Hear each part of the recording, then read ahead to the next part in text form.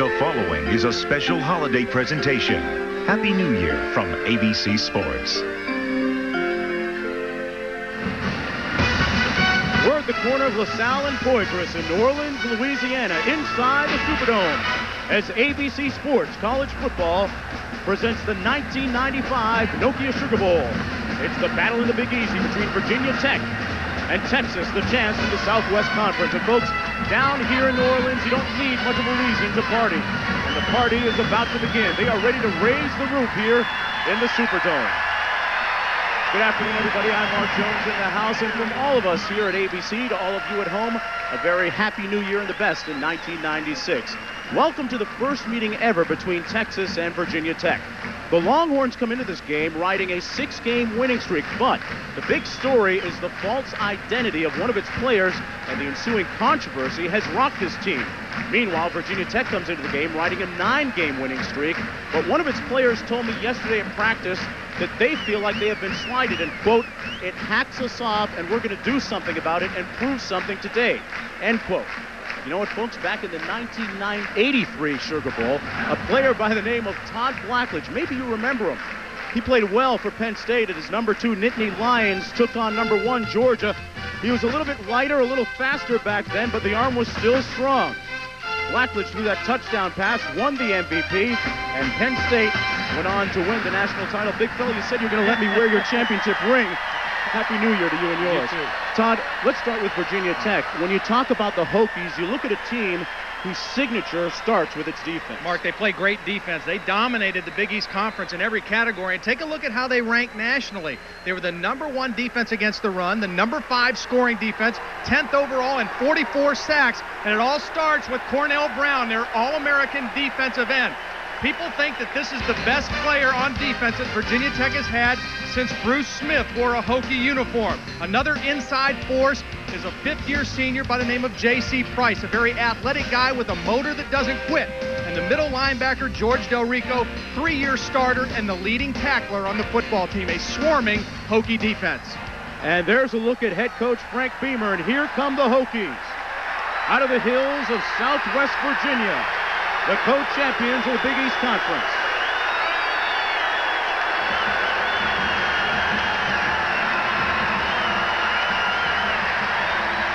Todd, let's talk about the team on the other side of the field now. Texas, they have had a record-setting year offensively, a great one, the best maybe in John Mackovic's tenure so far. Well, Mark, they gained over 5,000 yards on offense, and it starts with their quarterback, James Brown. Now, the scary thing about James Brown, he was the Southwest Conference most valuable player on offense, and he played hurt the whole year. He had a bad shoulder throughout the season, a bum ankle late in the year. He's not 100% yet, but he's still healthier than he's been. They can also run it. Tailback Sean Mitchell became the first guy since Eric Metcalf back in 1987 to run for over 1,000 yards for the Longhorns.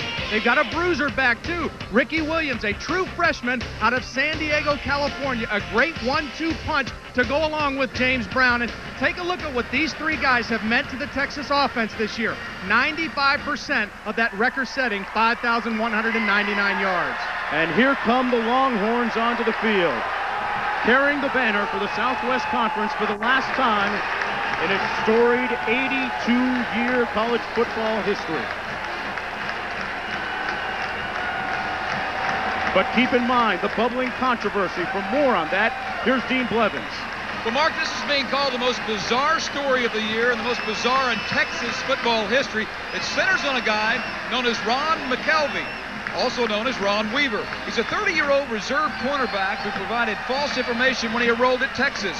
Background: Ron Weaver graduated high school in California, played junior college ball 2 years, then finished eligibility at a 4-year school. Then he reportedly ran into trouble and furnished fake identification as Ron McKelvey. He then entered another junior college as a 28-year-old freshman, was then good enough to be recruited and signed by Texas. The story broke last night that he's a fraud and he's now disappeared. I talked with Texas coach John Mackovic about an hour ago. I don't think the school could have done anything differently or would do anything differently a year ago or 6 or 8 months ago. Most of us go on the understanding and credibility or belief that if you get a transcript from a junior college or a high school and the coach presents someone as that person, that is who that person is. But I guess we'll all have to take a little closer look at just about everything. Bonita Money is apparently his sister. She held court today at the Texas Hotel, and she read a statement on his behalf. Well, Ron would like to apologize to the University of Texas, the coaches, the players, for any grief that he has caused. And he definitely understands the severity of the situation. He wants everyone to know that he did this with no intent of malice. He did this because of his love for football and for the second chance to achieve what he knew that he could achieve as a player. Well, reliable sources suspect gang involvement. FBI looking into it. John Makovic says it has not affected the team's preparation. Mark, let's talk football. Yeah, let's do that, Dean. You know, outside, the Crescent City is ready to light up. Virginia Tech and the Texas Longhorns coming up next.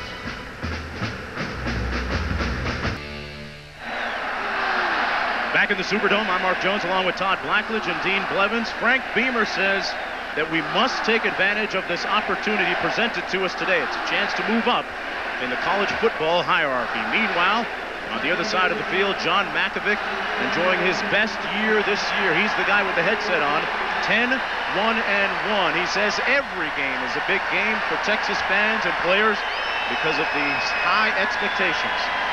Todd, a look at the game stories for Texas. The first, Mark, they must handle Cornell Brown. He is an impact player that can get after the quarterback. They have to maintain their balanced attack. To do that, they have to have some success running the football against the nation's best, and they must have solid kick protection. Virginia Tech has blocked 8 kicks this season, including 4 punts.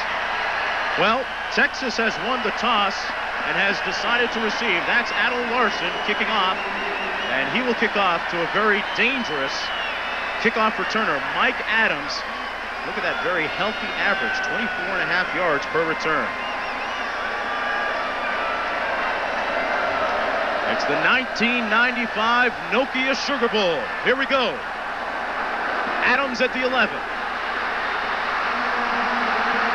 Looking for a seam on the left side, and Adams is brought down at the 36-yard line.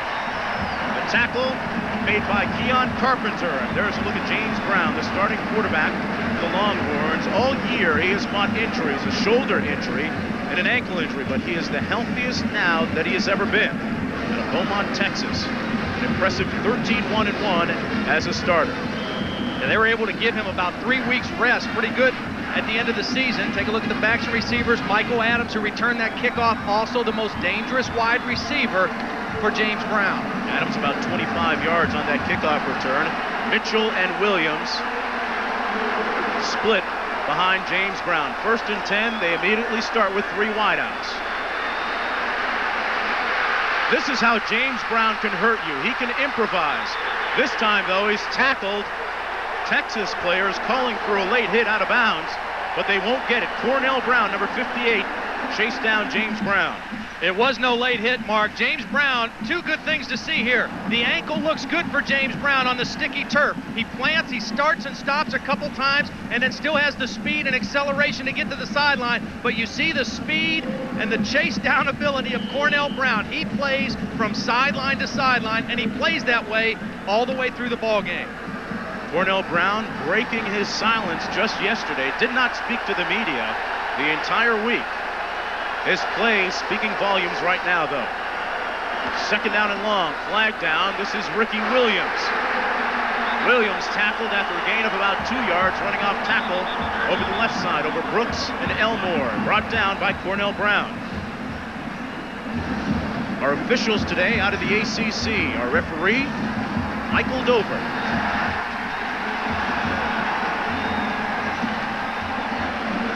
Penalty was against Virginia Tech offside. They lined up offsides. Nobody jumped offside. Offside. Defense. 5-yard penalty. Repeat 2nd down. You got great pass rushers like Virginia Tech has, Mark. They like to try to get as close to that line of scrimmage as they can, get any bit of an edge to get to the quarterback. That time, they were over the line of scrimmage when they lined up. It'll be 2nd down and 9 to go. 3 wideouts for the Horns. Matt Davis is in the slot to the right of Brown. Handoff to Ricky Williams. Williams out over the 40-yard line, down to the 41. Nice hold that time over the left side. The left guard, Corby Brooks, with a nice block. Brendan Simona is making the tackle for the Hokies. There's a look at the men up front.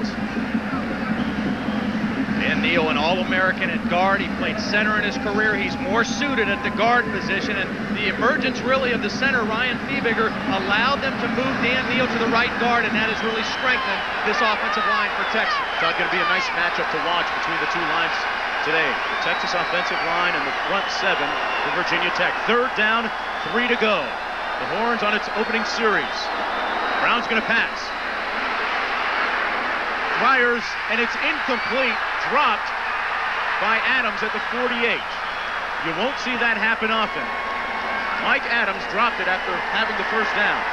Virginia Tech was able to get enough pressure on James Brown that time to force him to throw off of his back foot. Now, James Brown doesn't have an exceptionally strong arm. He's an accurate thrower, but if you can get him to lean back on that back foot and not step into the throw, you're going to get him to throw more bad passes than not. And that time, good pressure forced him to throw him off his back. Right, Mark Schultes into punt now, averaging 40.4 on the season. Kicking to Larry Green, who's standing on his 15-yard line. Schultes has had a very good year, the coaches say. He's placed a lot of balls inside the 20-yard line. Look out for Angelo Harrison, though, number 83. This time he doesn't come for the Hokies. He's blocked a lot of punts. The fair catch called at the 22. Green takes it 3 yards out to the 26-yard line after a 36-yard punt. Tyson Cutter making the tackle. Mark, what Virginia Tech has to do in the ballgame, a very similar start for them. They must handle a defensive lineman from Texas, Tony Brackens. He also is an impact player. They've got to get the ball down the field to Brian Still. He's their big play receiver, and they must have a disciplined pass rush on James Brown. That last 3rd down play, they stayed in their lanes. They forced him to stay in the pocket and throw off his back foot. They've got to do that consistently. Jim Druckenmiller, the 6'4", 222-pound junior, is running this no-huddle offense, and he will try to pass on 1st and 10.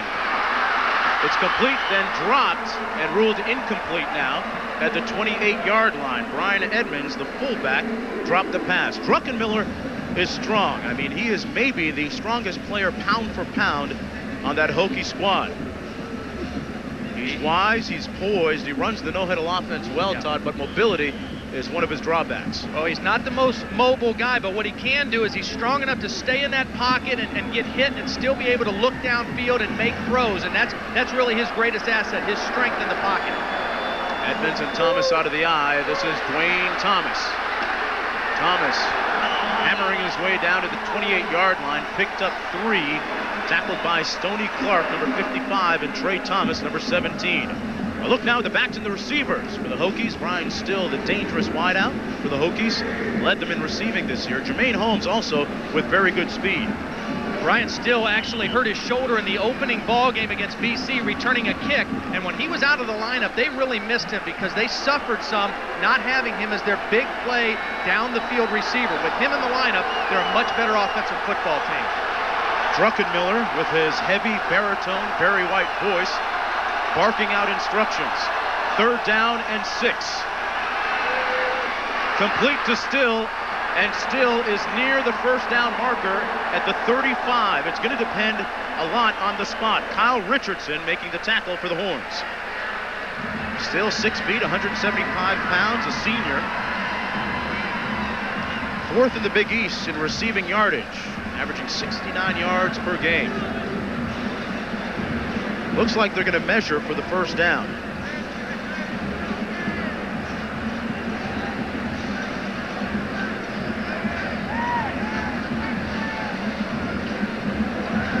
Just that far away, maybe 6 inches. And Coach Frank Beamer is going to send on his punting team. Good decision by Coach Beamer. I mean, there's no point in getting risky at this point in the ball game. Your first possession, you want to let the jitters kind of work themselves out. This is an electric atmosphere. Everybody's a little bit nervous right now. Get a nice punt. Let your defense go back on the field. John Thomas Into punt, standing on his own 21. Low snap. Texas comes after it a bit, and Thomas gets off a high spiraling punt. Back at the 23-yard line, Cornelius White has brought down a 43-yard punt. Nothing on the return. We'll be right back. Back inside the Superdome, a look at the Hokies front seven. George Del Rico, the leading tackler on that defensive unit. Fifth-year senior out of Seabrook, Maryland, is just kind of an all-around good college linebacker. May not be a pro-style middle linebacker, but he's been a very productive player for Virginia Tech in his career. A look at the Southwest Conference's most efficient passer, James Brown, with his backs out of the eye. Adams in motion, the handoff. They try to run between the tackles. There's a flag down at the 23-yard line. Second flag of the game. Last time we saw the Hokies line up offside, the tackle made by Coleman and Gray. Here's the call from our official. And it's against Virginia Tech again.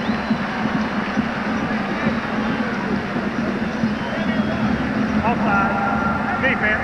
5-yard penalty. First down. Look at the secondary now. Torian Gray, a.k.a. Big Play Torian Gray, the Rover. And William Yarbrough led the team in interceptions this year. Torian Gray's a guy to watch. He's an exciting player, the most versatile player on this Virginia Tech defense. He'll line up all over the field for him. 1st and 5 to go. Brown's going to pass.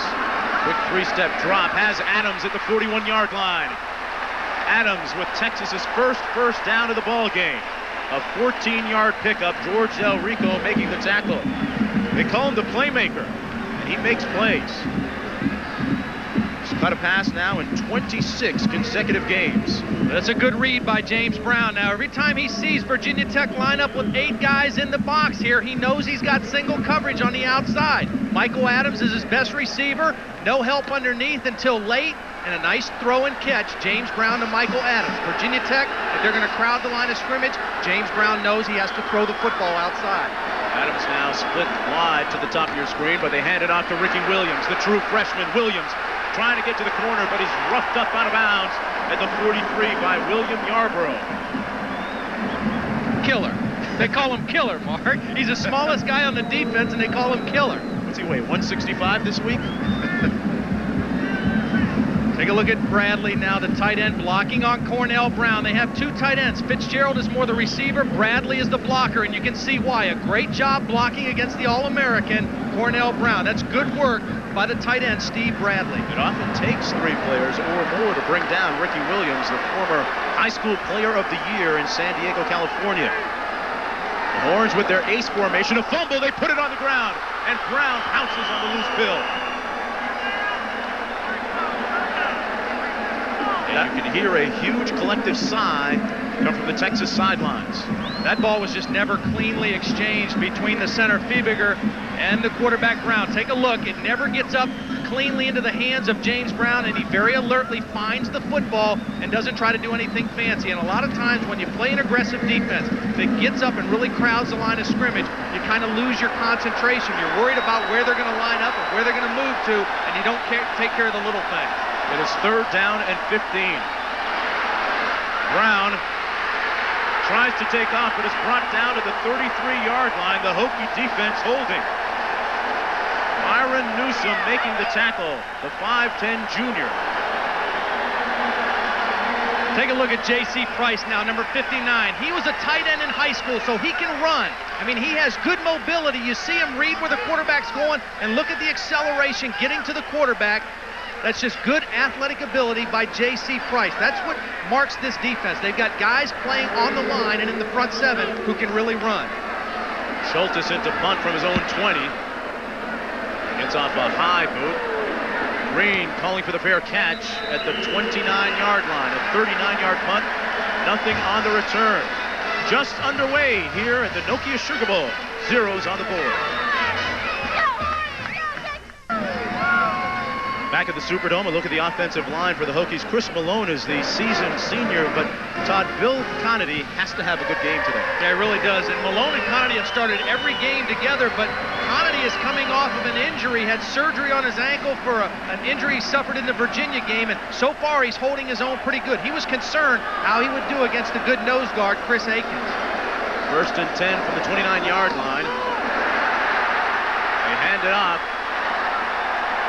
to Dwayne Thomas. A huge hole created by Conity that time. There's a look at his ankle. Look at that nasty-looking scar. And he also has 7 screws inside. Yeah, he broke his fibula in the Virginia game. It was a displaced fracture. They had to do surgery and insert a metal plate along with those 7 screws. And he says it feels okay. It still hurts, but it's okay in the pass blocking. Where he's really concerned is how he'll hold up in his run blocking when he has to really push off of it and drive into a defender. 7 screws. No wonder they call him the Man of Steel.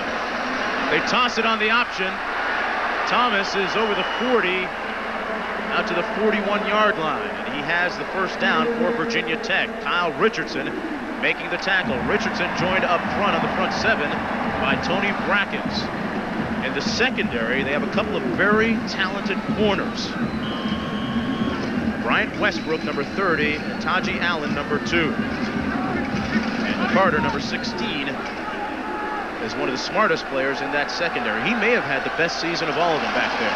Druckenmiller to pass.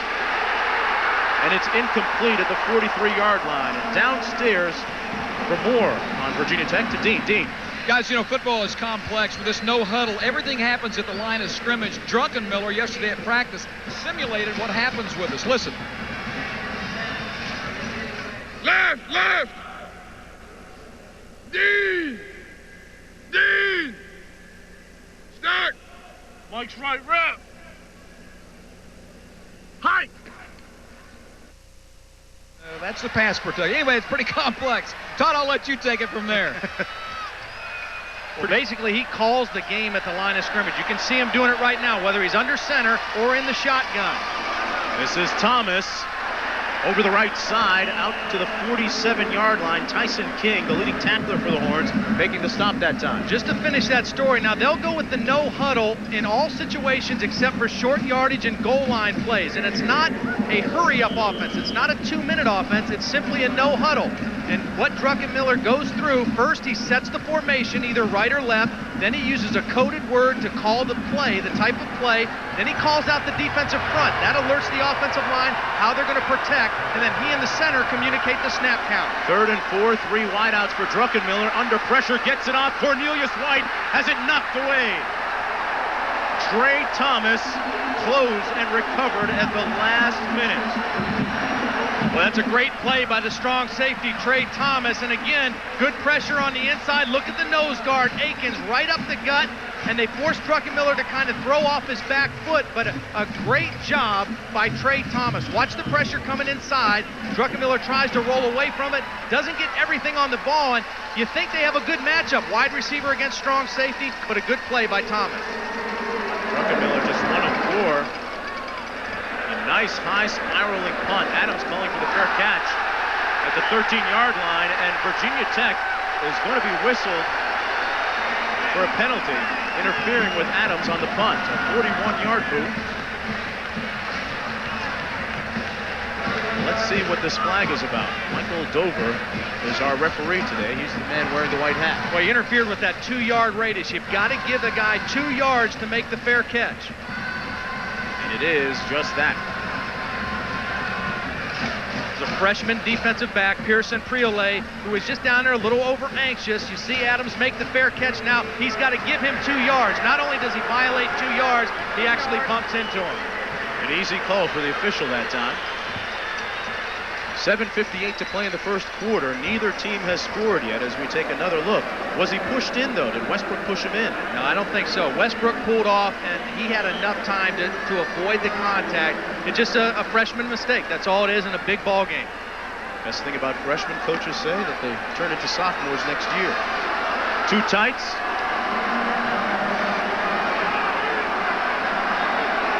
Split backs for James Brown. Sean Mitchell finds a seam. Sean Mitchell, with tremendous speed, has a first down after picking up 14 yards. George Del Rico making the tackle. Sean Mitchell, a junior college transfer who loves to run between tackles and outside. Watch all the white shirts bunched inside, and all that Mitchell needs is a little crease. He gets to the outside, he picks up a nice block by his guard, Dan Neal, the All-American, and it's a good gain. And Mitchell and Williams are a nice combination. Mitchell has great speed and good power, and Williams has great power and good speed. They really are a nice complement to one another in the backfield. He is the 6th Texas player to run for over 1,000 yards in the school's history. Backside of the eye, that's Matt Davis in motion. Play fake by Brown. Adams on the slants. Adams down to the 32. If you don't know about Michael Adams by now, you better ask somebody. He has a first down after picking up 27 yards. Larry Green was the guy being worked on. Well, this starts with pass protection, Mark. James Brown had a lot of time coming off the play action. You run the ball effectively, go with the play action. Watch how much time Brown has. Tech still can't find the football. He's able to sit in there, and that's a deep in route, and it's a perfect throw to Michael Adams. Torian Gray, the strong safety, got caught in coverage. That matchup favors Texas. They run it to the short side of the field. A pickup of 8 yards that time by Sean Mitchell. This Texas offense, Todd, really starting to find its rhythm now. Early in the first quarter, Yarborough and Newsom making the tackle on Mitchell. Virginia Tech is a great defensive football team, but I don't think that they've seen an offense the caliber of Texas all season. This team has 5 legitimate playmakers: the quarterback, both tailbacks, the tight end, and Michael Adams. All 5 of those guys are big playmakers for Texas. You take a look at Bud Foster, one of the co-defensive coordinators for Virginia Tech. Second down, 3 to go. Williams this time, tiptoeing up the middle, and he has another Longhorn first down at the 16-yard line. Ricky Williams had 163 yards in Texas's last game against A&M, the second most ever by a true freshman for the Longhorns. Brandon Simonis made the tackle that time. He is a load. Yeah, he really is. He loves to run with the football, John Makovic says. Just loves to get in his hand. If he's 5 yards away in practice, he'll run 95 yards. As you take a look at the Longhorns, inside the 20, 33 times out of 41 scores. That's touchdowns. That's good production. First and 10, 6:19 remaining in the first quarter. Mitchell. He can make people miss. He's slippery. He slides inside and out, down to the 10-yard line.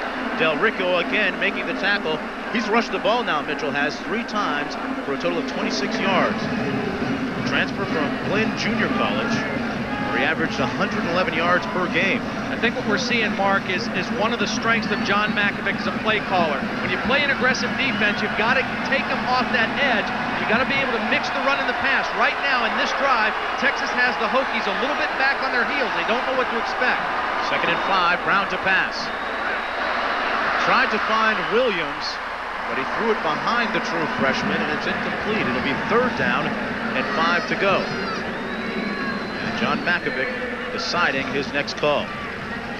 This looks like they were trying to set up this little swing pass right away, but it was a bad throw by James Brown. Whenever you got a running back, they're not used to adjusting to the ball as much as wide receivers. You want to give them a nice, easy pass where they don't have to try to turn their body and make the catch. Let them catch it easily and use their skills with just running the ball. Williams is the lone back on 3rd down and 5. They give it to him. There's a flag down at the 12-yard line, and that will not be a Texas first down. Myron Newsom made the stop for the Hokie defense.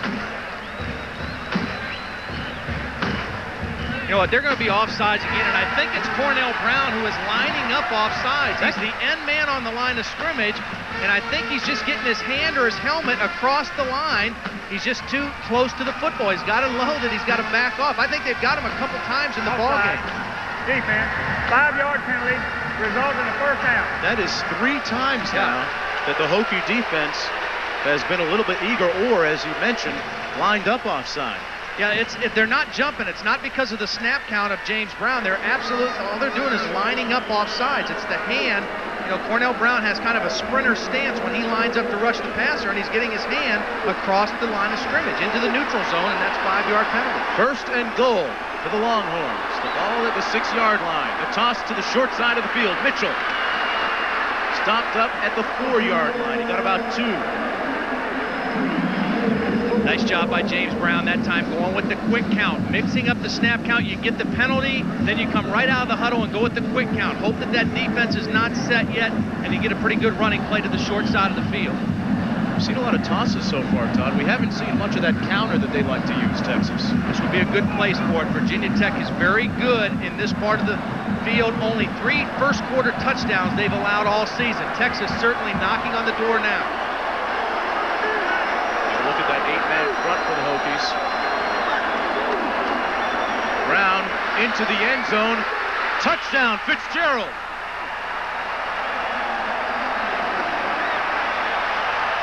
Pat Fitzgerald puts the Horns on the board.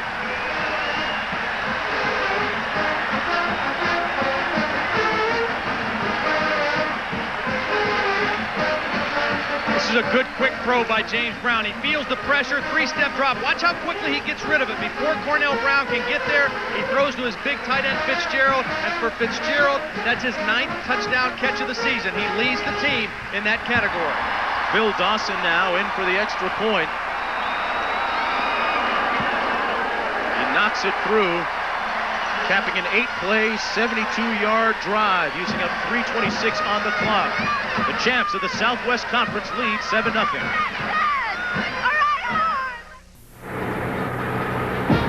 ABC Sports Football coverage of the 1995 Nokia Sugar Bowl brought to you by Nokia, the proud title sponsor of the Nokia Sugar Bowl. Nokia, connecting people. Miller Lite, when you've got the great taste of an ice-cold Miller Lite, life is good. Office Max, we go to the max for you. And Plymouth, one clever idea after another. That's Plymouth. Let's go downstairs now to Dean Blevins.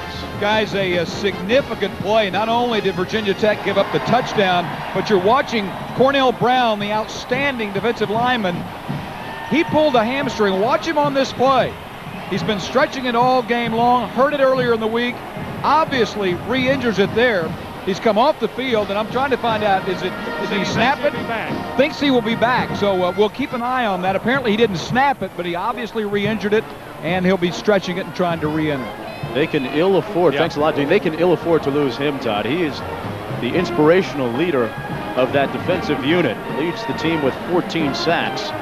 First team All-American. He really raises the level of play of the other 10 guys around him, too, because he plays hard, he practices hard. He's a very quiet guy. He's a younger brother of Reuben Brown, is a starting offensive lineman for the was at Pittsburgh, now with the Buffalo Bills, and he's a great football player. And as you mentioned, they can't afford to lose him in this ball game. Dawson set to kick off from the 35. Antonio Banks staying on the goal line for the Hokies. 4 yards deep. Banks will take a knee.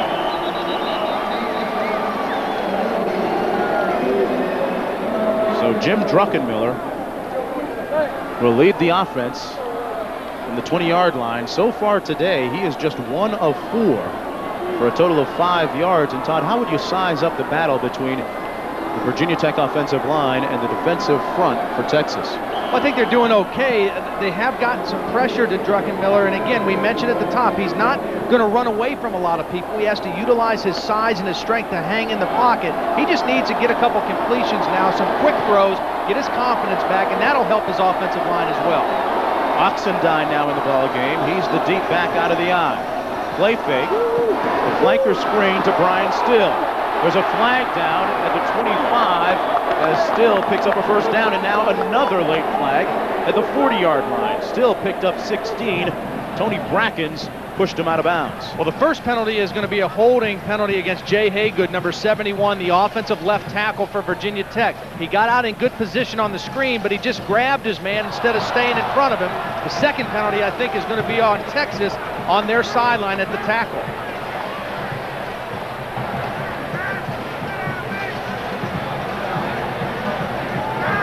There you go. Not only did Jay Haygood hold. I think he grabbed the face mask. That was the holding. Take a look now. Here's Haygood. He gets the face mask right there of Tajee Allen. So that's a penalty against the offense. Then there's going to be another penalty, a personal foul on the sideline after the play is done. Watch. There's the late hit on the sideline by Brackens, offsetting penalties.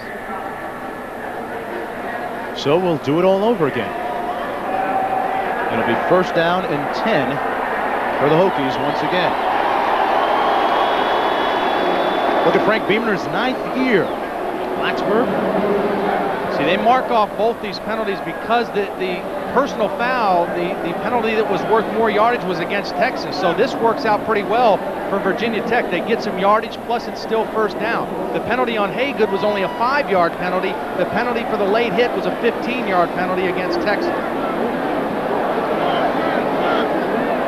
Nose of the ball now on the 28-yard line. Druckenmiller won the job outright in the spring, struggled in the first 2 games, and then turned it around a little bit in that Miami contest, a contest that was pivotal in the success of their season. The toss to Ken Oxendine. He's explosive, he's got speed, he put it on the ground. Who's got it?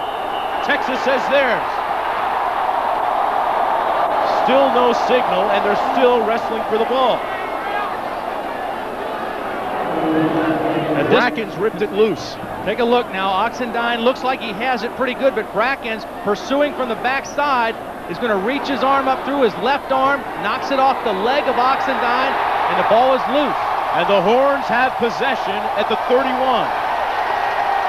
Take a look again. Oxendine, the younger of the 2 tailbacks, just didn't have that ball tucked away securely, and Tony Brackens, the impact player for Texas, makes the play.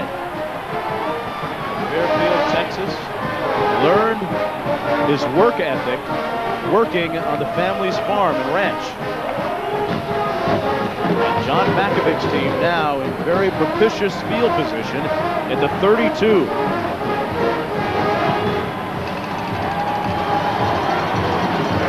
First down and 10. They scored on their last drive. Wouldn't be surprised to see him try to throw it right to the end zone, a deep post right here. McLemore is split wide to the bottom of your screen. McLemore looking to pass into the end zone, almost intercepted, and it's incomplete. William Yarbrough came over, the free safety, and batted it down. It was intended for Pat Fitzgerald, the tight end. Well, Texas really got away with one here. They tried to go with the quick play and get the touchdown right away, and this is an ill-advised throw because there's good coverage by Virginia Tech. McLemore just lofts it down the middle, and really, Yarbrough had both hands on the football, wasn't able to come down with the interception. 4 white jerseys, Todd, in the neighborhood. That did not fool the Virginia Tech defense, and Texas really dodged a bullet there. Clayton and Mitchell split behind Brown. This is Sean Mitchell. Running up to the 24-yard line. Tomorrow night on ABC, Robert Redford, Sidney Poitier, and River Phoenix star in the season's first Monday night movie. It's Sneakers. Tomorrow at a special time, 8:30, 7:30 Central, right here on ABC. Yarbrough making the tackle on that last play. The ball at the 25-yard line. 3rd down and 4 to go. And there is one of the best game day coaches in the biz, John Makovich. 2 and 3 in bowl games. Approaching 3.5 to play now in the first period. 4 wideouts for the Horns. And Brown is on the move. A flag down in the backfield, and Brown is down at the 23, and he got popped when he was on the carpet, short of the first down. Great hustle play by the defensive end, Hank Coleman. He was not there for the sack, but he kept chasing, and was able to trip up James Brown short of the first down. That's just great hustle by Hank Coleman in pursuit of the quarterback. Todd, one of the things that you have to be impressed with defensively for the Hokies is the number of guys like number 6, Hank Coleman, who can run to the ball. Holding, offense, 10-yard penalty, spot of the foul, 3rd down. Take a look as this play unfolds. Coleman is rushing from the top of the right of your screen against John Elmore. That might be where the holding occurred, but watch the hustle now. He doesn't get the sack, but he doesn't give up on the play, and he's able to just trip up the foot of James Brown and stop him short of the first down. Good work by Hank Coleman. Third down and Baton Rouge to go, 24 yards. Adams split wide to the bottom of your screen. The inside shuffle pass, and it's stopped at the 44 by Myron Newsom. We have called his name several times today. Newsom was there, and J.C. Price was there as well. J.C. Price, again, using his athletic ability on the inside to diagnose that little play and be there for the tackle, and that's a good defensive stand for Virginia Tech after the turnover. Schultes into punt. Here's a look at Green. Schultes should be able to knock this one inside the 20. They've uncovered this outside guy here. Coming after it. Hangs it up high inside the 20. Green with a fair catch at the 18-yard line. 26-yard punt, nothing on the return. It's 7-0 for the Horns. Stick around, we'll be right back. Here's one of the defining moments in Virginia Tech's season. After an 0-2 start, they met Miami. This field goal gave the Hokies a 13-7 lead, and then they watched the Canes march downfield late in the ball game, but the Hokie defense, as it's done so many times this year, came up big, knocking down that pass. They won the game, defeating Miami for their first time ever, and went on to a 9-2 record and an appearance in today's Nokia Sugar Bowl. That was a huge game, Mark, because they had lost to Cincinnati the week before 16-0, so morale could have been down. They came through with the big win against the Hurricanes. They should have beaten Boston College, many people think, too. There's Dwayne Thomas out to the 21-yard line. Tyson King making the tackle. But Frank Beamer said that that was the pivotal point in their season when they defeated Miami. Some people think that they may have looked too far ahead to the Hurricanes and dropped those first two games. Well, they did it in a real blue-collar way, the way they've done all year. They ran the ball for 300 yards. Their defense had 6 sacks and 2 interceptions, and that's the way they won ball games all season. Druckenmiller comes back to the short side of the field. Brian Edmonds, the fullback, with a nice gain out to the 34-yard line. A pickup of 13 and a first down for the Hokies. Tyson King making the tackle. Edmonds, a fullback at 245 pounds, as you witness right there, has very good speed. Well, here's Edmonds here. Now, they're going to fake the screen this way first. Watch Druckenmiller have the patience to fake the screen and then come back to the left. It's a double screen. He takes the ball, he fakes it out to the right, and then comes back, and he has 2 linemen setting up out there to block, and that's good execution by Virginia Tech on the double screen.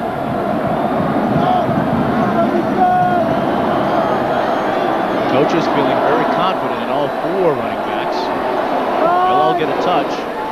Druckenmiller on the pitch to Thomas. Thomas cuts it up to the 39-yard line, has about 3 or 4 of the second down, and about 6 to go. What we're seeing with this is just a little change up with the option. Give Texas something else to look at. Tony Brackens, you don't think he's an impact player for this team? Take a look at what this defense does when he's in. He played 8 games. The team had 22 sacks, 69 tackles behind the line of scrimmage. He was injured for 4 games, only 4 sacks and 28 tackles behind the line of scrimmage. When he's in the ball game, Texas is a much better football team on defense. The interesting thing about Brackens, too, a heck of a basketball player. He can hoop some. Second down and 6 to go. Druckenmiller on the quick slant to the tight end. And man, did Bryan Jennings get jacked at the 40-yard line, but he gets up and says, didn't hurt any. Tyson King making like Mike Tyson that time.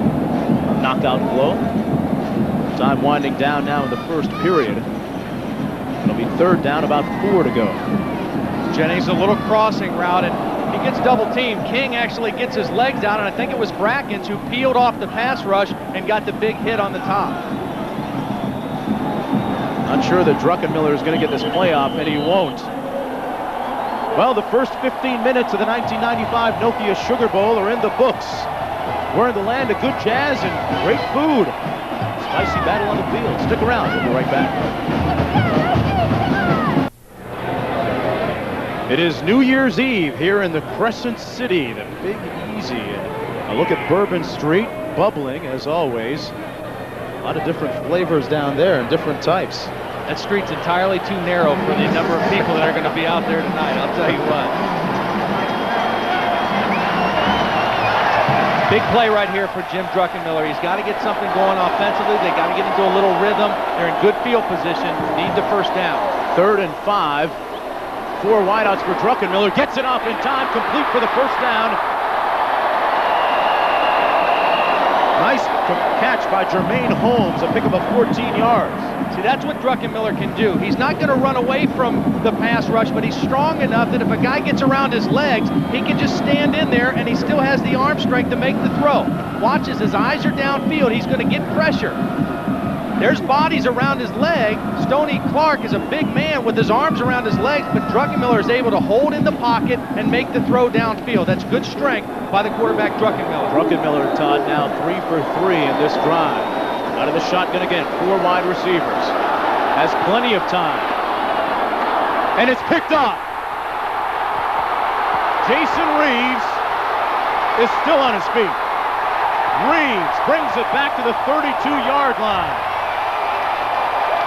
And Texas will try and take advantage of Virginia Tech's second turnover of the ballgame. But Druckenmiller has time. He does a nice job moving out of the pocket, but it's always dangerous to throw back across the grain, and the ball gets tipped in there first. It gets tipped twice, actually, before Reeves is able to corral it for the interception. That's just good work, alert play by Texas reacting to the ball in the air. It's always dangerous to throw across the grain back to the middle of the field. There's more defenders in the middle there than there are on the outside. As I mentioned, the Hokies with 2 turnovers today. On the 33, toss to the short side of the field, Mitchell. Run out of bounds at the 37, he'll lose about 4. Boy, good play by Brandon Simonis, the outside linebacker. They call him the whip linebacker, and really the whip linebacker and the rover or strong safety in this Virginia Tech defense are the same kind of player. They're perimeter players, and their job is to keep everything to the inside. That time Simonis did a nice job running him out of bounds for a loss of yardage situation. Simonis, second team All Big East Conference this year. Second down and 14 to go.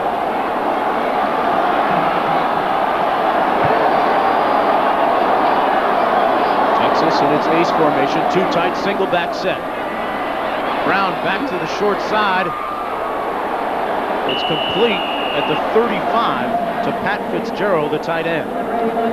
2 good plays in a row by Brandon Simonis. He was there in the pass coverage. We saw him effective on the run.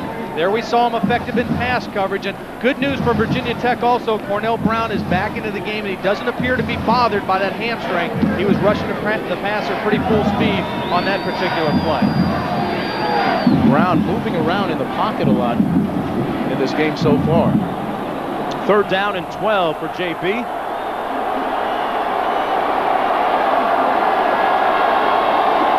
receivers split to the bottom of your screen. That's Adams in motion. Play fake.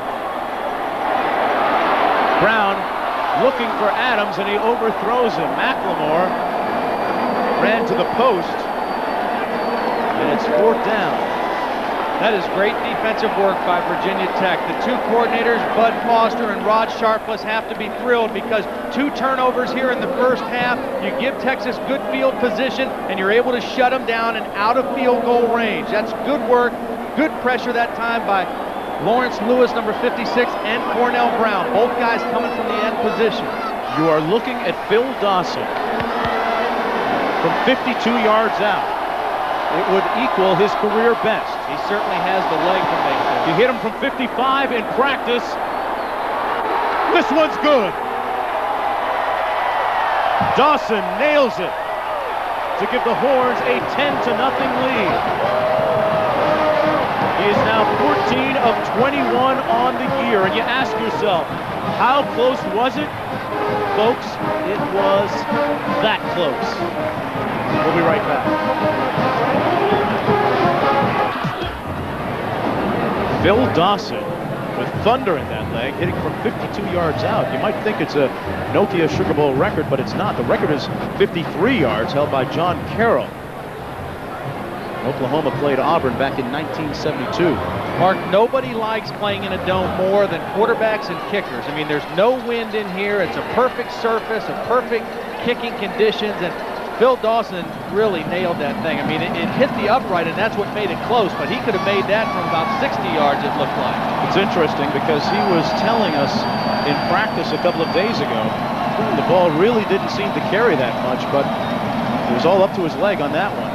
And he responded. Banks is back deep for the kick. And Dawson hammers this 1 yard deep. Banks is going to come out with it. Not a wise decision. Brought down at the 5-yard line by Bryant Westbrook, who's been busy on special teams.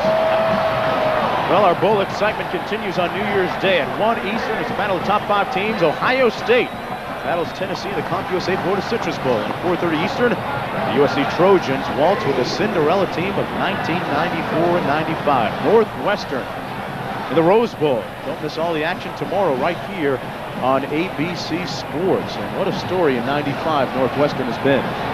Mark, on that kickoff return, I don't think Antonio Banks wanted to bring it out of the end zone. I think he felt like he had to. He bobbled it. He didn't know if he was in or out of the end zone, and he felt like he had to bring it out, and therefore the bad field position for the Hokies right here. Virginia Tech yet to score. Run it up the middle this time. Marcus Parker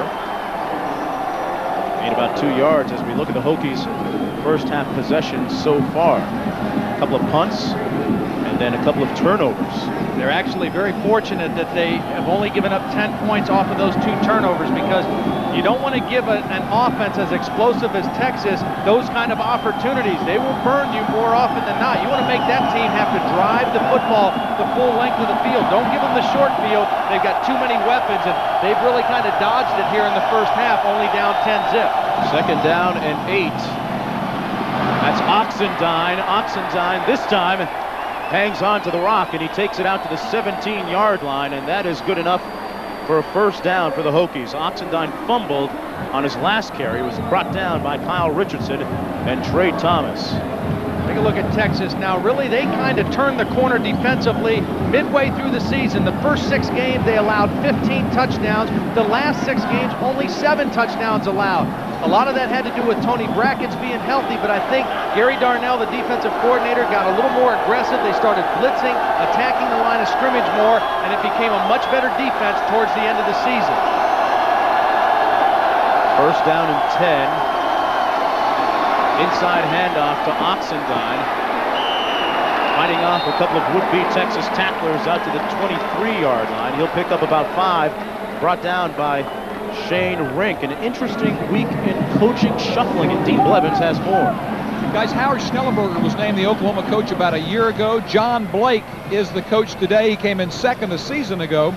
And John joins us now live on a payphone in Norman, Oklahoma. John, congratulations. It was a big day for you in Norman as you were announced the head coach. No question, Dean. It was a special day for me, man. I'm excited and ready to go. We're going to join the action. Be back with you in a minute, John. Okay. All right, stick around, fellas. Second down and 4. Druckenmiller complete to the tight end, Bryan Jennings. 12-yard pickup, another first down, and back to Dean Blevins. John, the people around the country, I'm sure, will want to know the answer to this question. You've not been a coordinator. Now you jump to head coach. Can you handle it? There's no question I can handle it, Dean. Same message I gave everybody else. But, you know, it's not my fault. It took everybody 50, 60 years to accomplish what I've accomplished in 34 years. So I'm ready to go. It's just a title. John is the defensive line coach for Barry Switzer now. He was with Jimmy Johnson. We'll go to a play and come back, and we'll wrap it up with it. All right. Big week for our Dean Blevins, breaking a couple of stories. Big smile on Dean Blevins' face, too. He liked that hire. He likes John Blake, and, of course, he's interested in the Oklahoma program. Former quarterback, flagged down at the 35. That's Marcus Parker fighting to stay on his feet. Back to Dean. John, what are you going to do with your time now? Are you going to recruit at Oklahoma because you got a lot of work to do, or are you going to coach the Cowboys in the playoffs? My first priority is the Cowboys. We got to get to the Super Bowl. That's my first priority, and Jerry Jones knows that. Coach Switzer knows that. And in addition, I'll just recruit out of the office and fly out at night and do a couple of visits. But I need to make sure I do all I can to help this team get to the Super Bowl. All right, can we still call you Boo Blake? You can call me Boo off the record.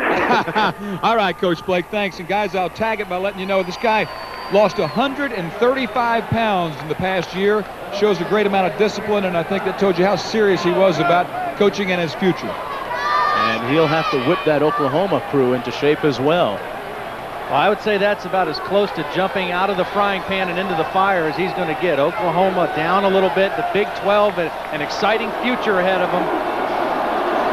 Oklahoma in that very tough South Conference. Druckenmiller trying to stretch the defense for still incomplete at the 12-yard line. Westbrook breaking it up. That's perfect position, perfect play by Bryant Westbrook. He never lost sight of the ball. He never panicked in his coverage. He just waited for the ball to come down and made a play. Watch how he finds the ball before the receiver still does. His eyes were on the football longer than the wide receivers were. That's just great work by Bryant Westbrook being in perfect position to make the play. Interesting, Todd, that Virginia Tech coaches said that they would have to stretch that defense and go long at times. That's one of the first times, maybe the first time, we've seen them do that so far.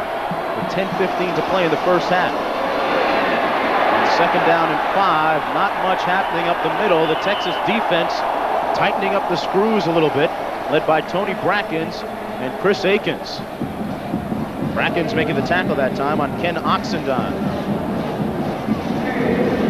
Brackens, one of the premier players in the country, a great athlete with tremendous talent, and as I mentioned before, were he not on the football team, he'd probably be hooping with the running horns on the basketball court. Well, that's why he makes the plays that he does. He's that kind of an athlete. He's a basketball player playing defensive end. That's why he's got the great explosiveness in his legs as a pass rusher. Tom Penders would love him. 3rd and 5. The out pattern incomplete for Brian Still, and the Hokies will have to punt. He tried to pick on Westbrook, but he didn't find any success.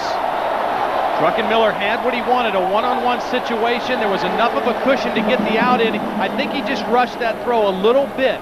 If he would have held off a little bit longer, he could have made a little better throw to the sideline, and that was a big play that went against Virginia Tech. And in comes John Thomas. 3rd punt of the day. Mike Adams averages 17 yards every time he touches the ball. And he'll get a touch right here. Heading cross field, running east-west and then south, and brought down at the 15-yard line. 42 yards on the punt, loss of 1 on the return. 10-0 when we come back.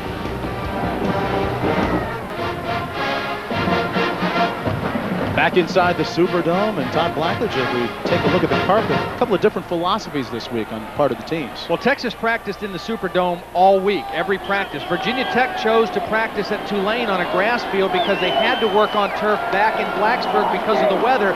And I think Texas is a little more comfortable with this surface in the early part of the game. It's a very sticky surface. Texas looks more comfortable on the turf right now than Virginia Tech does. Longhorns play on the rug back in Austin. Pass complete to Mike Adams, reaching behind him to make the grab and the first down to pick up 15 yards. Normally the rule of thumb when throwing an out is you throw the outs out.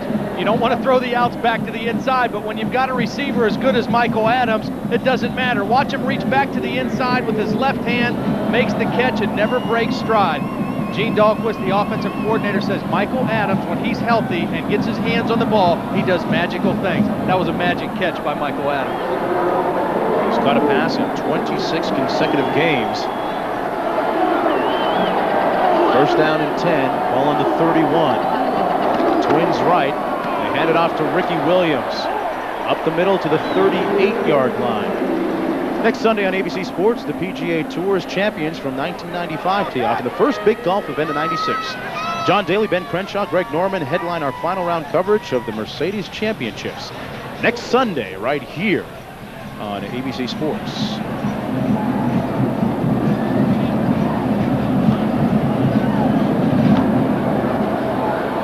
.840 to play in the first half.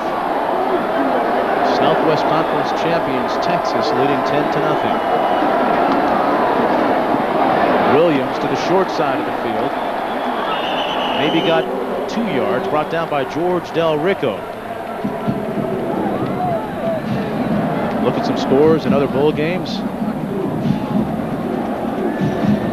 Southwest Conference doing pretty well so far. Texas Tech winning. Well, they're going out with a bang. Yeah, you know, the 4 schools leaving the Southwest Conference to join the Big 12.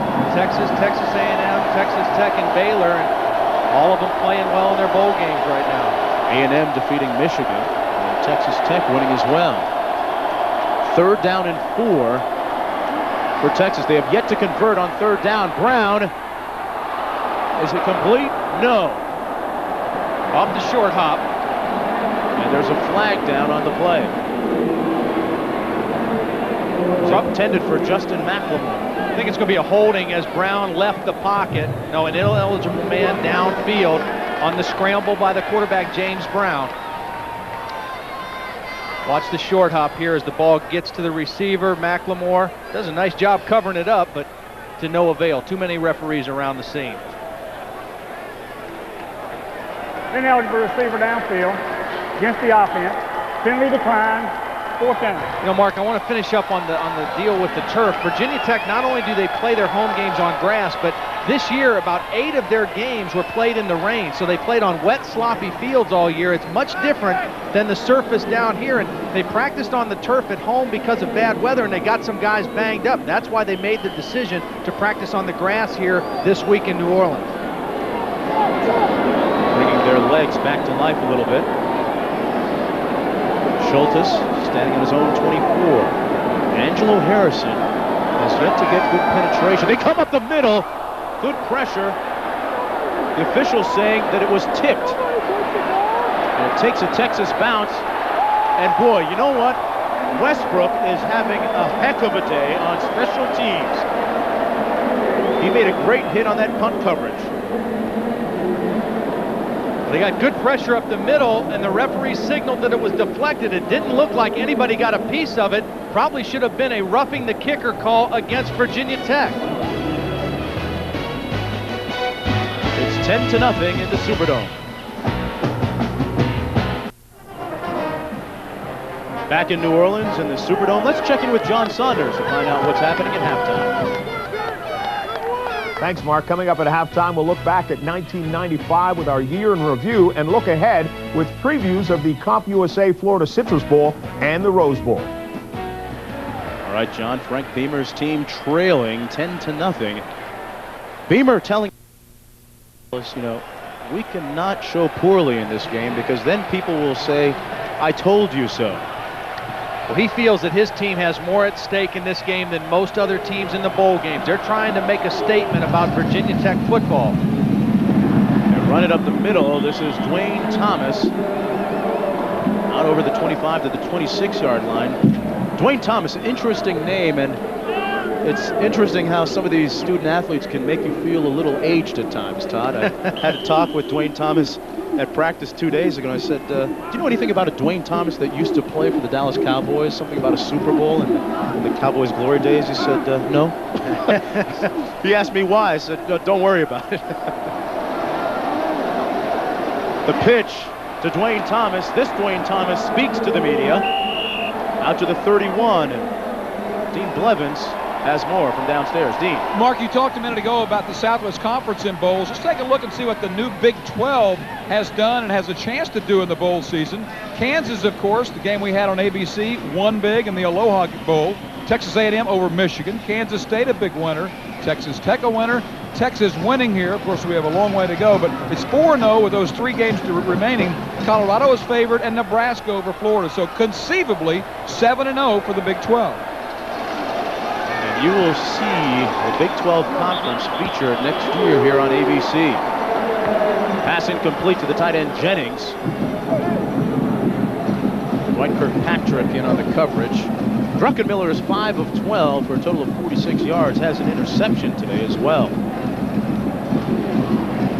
We haven't seen many sacks by the Texas defense, but they're getting enough pressure and enough bodies around Druckenmiller to just get him out of his rhythm. He doesn't look comfortable throwing the football or like he's in rhythm right now, and that's what pass pressure can do to you. You don't always have to get a sack to be effective when you rush the passer. Here's Bryan Still on the flanker screen. Still out near the first down. A tremendous lunging effort at the 40-yard line. He's close. They might have to measure.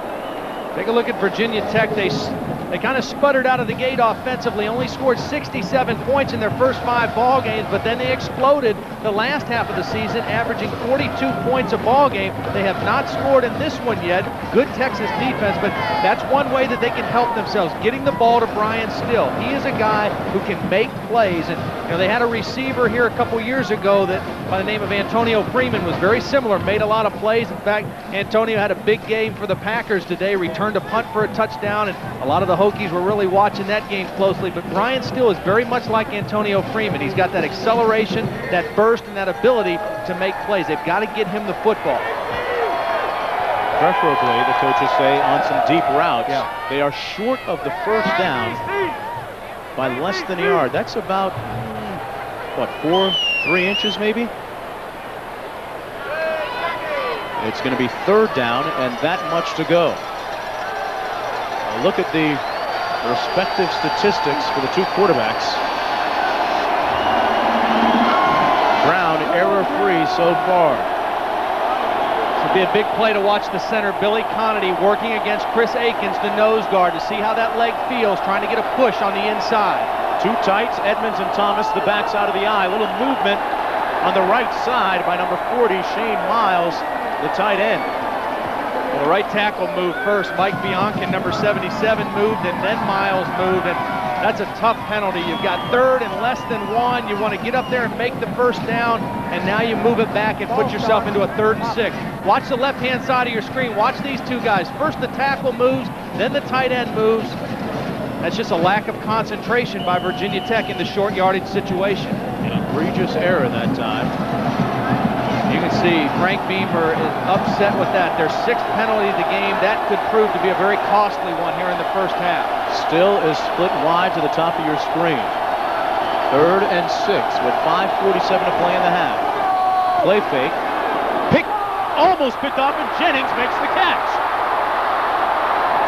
Jennings with a first down at the 45-yard line. Man, I'm telling you, the safety, Chris Carter, already was taking pictures in the end zone on the interception. Have another look. Well, it's play action. Now the tight end is going to release right to the outside. This man is going to come unblocked. Watch Druckenmiller have to throw against the blitz with a man unblocked. Nobody blocks the outside rusher. He gets rid of the football.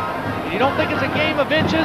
2 inches to the inside, and Chris Carter is in the end zone for a Texas touchdown. As it turns out, Jennings, the big first down reception for Virginia Tech. He now, Todd, has 3 catches on the day for a total of 33 yards and a huge first down for the Hokies. Another play fake. Druckenmiller loses a yard on the sack. The first sack of the day for the Longhorn defense. Jonathan Hickerson, a 6-foot, 225-pound junior, in on the tackle of Druckenmiller.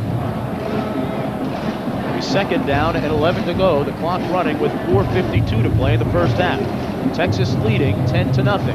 So far, I think the most effective plays for Virginia Tech have been some of the screen passes, whether it's the quick screen to a wide receiver. They ran the double screen to the fullback Edmonds. Now might be a good time for a screen. 2nd down and 10. Let that pass rush come up the field and throw the screen pass. Out of the shotgun.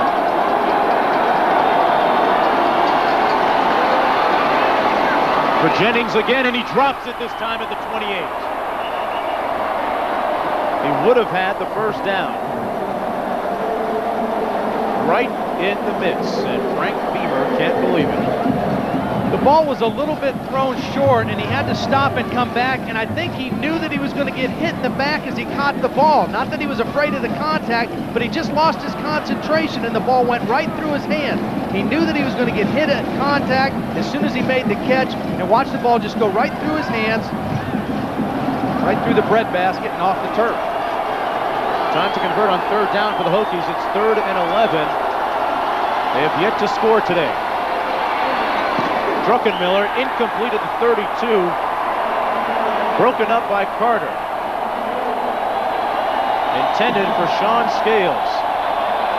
Good break on the ball by Chris Carter. Watches the free safety. It's a zone defense. He comes to help the corner, and he has a nose for the football. He makes a good, clean break to the ball and beats the receiver to the football with the collision. Good work. Carter on this last drive with an education and anticipation 2 times, getting a beat on the football. And now he drops back on the punt. Carter, a 6'1" junior. And here's the punt from Thomas. Fair catch called at the 14-yard line with 4:10 to play in the first half. A 32-yard punt. The Horns leading 10-0.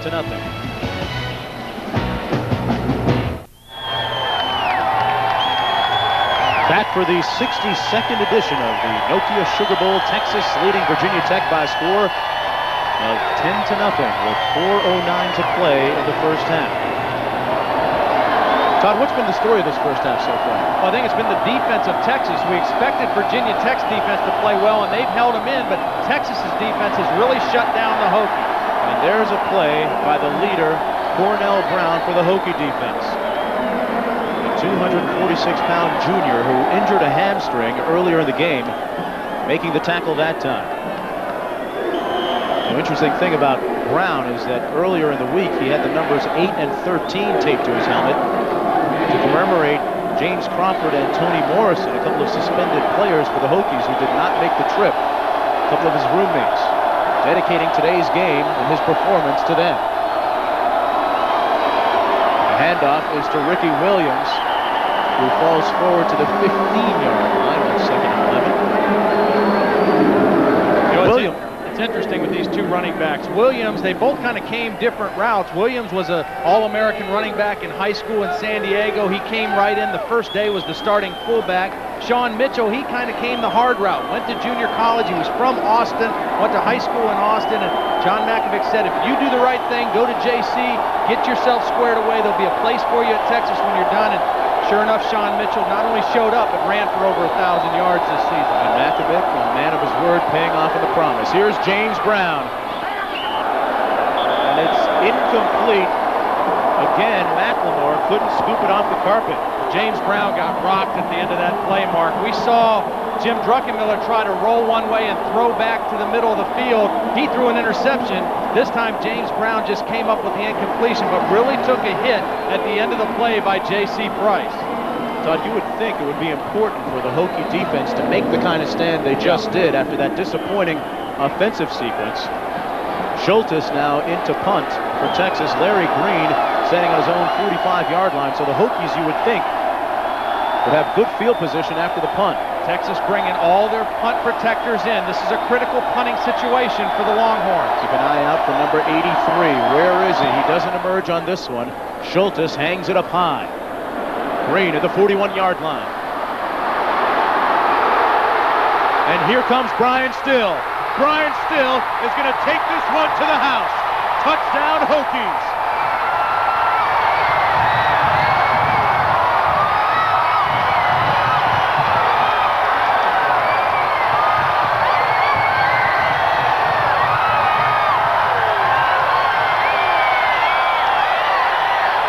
Mark, a great job by Frank Beamer changing up the punt return. They brought Brian Still in to return the punt, and they set up the return. They made it look like they were going for the block. They pulled out to set up the return, and they got the ball in the hands of their big play guy, Brian Still.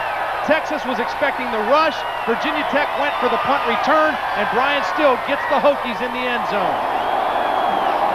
And finally, we hear the vociferous fans from Blacksburg. Over 35,000 of them have made the trip from the campus nestled in the rolling hills of Southwest Virginia. The Hokies on the board with 7 points, courtesy of Brian Still. Take a look at this now. The last 26 games, the defense for Virginia Tech and the special teams over the last 3 years has combined for that 16 touchdowns now. A great punt return by Brian Still. And a lot of times, if a team is going to try to block a punt, you tell the returner to go for a fair catch. When he saw that he wasn't going with the fair catch, you knew Virginia Tech was actually trying to set up the return. They wanted to get the ball to Brian Still, and he made it pay off for him.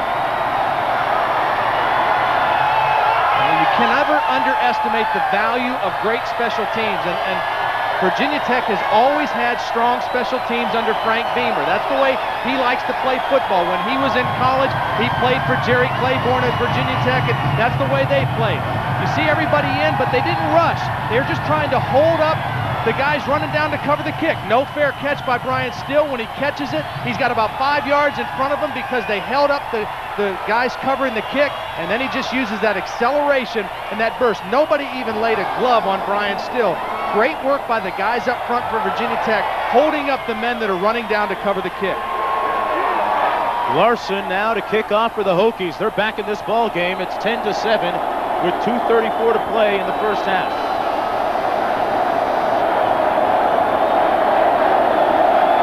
Adams is standing on his own 5. Mike Adams is going to try and respond right here. But not now. Adams tackled at the 21-yard line by the Hokies. And don't forget that coming up at halftime, folks, the Burger King Scholar Athlete Awards. Steve Tate making the tackle that time on the playmaker.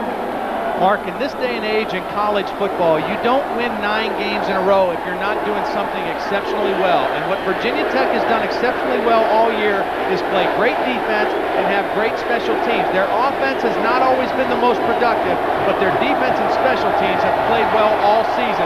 That was a huge momentum boost for the Virginia Tech football team. In a prophetic statement, Beamer told me yesterday it could come down to the kicking game, and that time they got a big play out of it on special teams. Adams complete at the 34-yard line. First down Texas with 2:20 to play in the first half. The tackle made by Simonis, but a 13-yard pickup by Mike Adams. Right now what Virginia Tech has to do is they've got to kind of cool off emotionally and stay within the frame of their defense, because I know one thing about John Makovic. This team works on the 2-minute offense very much, very often in practice, very effective. James Brown is a cool customer, and this team can be just as dangerous running the 2-minute offense as they are in their regular stuff. Both teams with 3 timeouts remaining.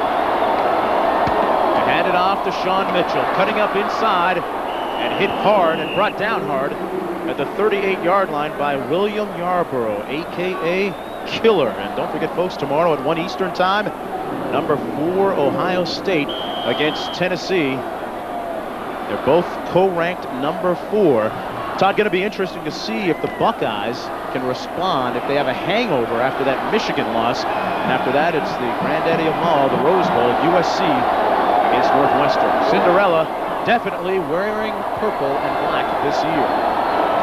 1.5 to play in the first half. Brown out of harm's way. Intended for Adams. A lot of jostling and wrestling. Adams protesting for the interference. And there's a flag down at the 42-yard line and a player down at the 36. I think James Brown may have crossed the line of scrimmage as he broke contained to the outside. This was an all-out blitz. When you hear somebody say they brought the kitchen sink, this was the kitchen sink being brought by Virginia Tech. Both safeties coming up the middle, straight man-to-man coverage down the field, and an ineligible man downfield on the scramble. That's Corby Brooks for Texas, who is shaken up on the play. He's a 6'4", 280-pound senior. Nice to see him get up.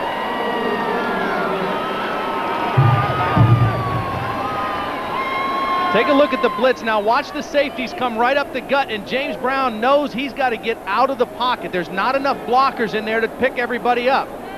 You see the pressure from Simonis on the outside, but Brown with the quickness to turn the corner, and then he just tries to take a chance downfield. Good elusiveness by James Brown. Time now for this Hokie defense, maybe, to take a look at that lunch pail on the sidelines that they draw so much inspiration from. They have a lunch pail on the sidelines that they rub and touch for inspiration and motivation. And right here and right now, it's 3rd down and 5. And you can hear the vociferous Hokie faithful. Out of the shotgun, James Brown. Flag down on the play, complete to Matt Davis for a first down at the 46-yard line. But let's see what this flag is about. Davis complete for 16 yards. Brown threw the ball, Todd, with a lot of authority that time. His arm appears to be okay. but it's against the Longhorns, and it'll come back.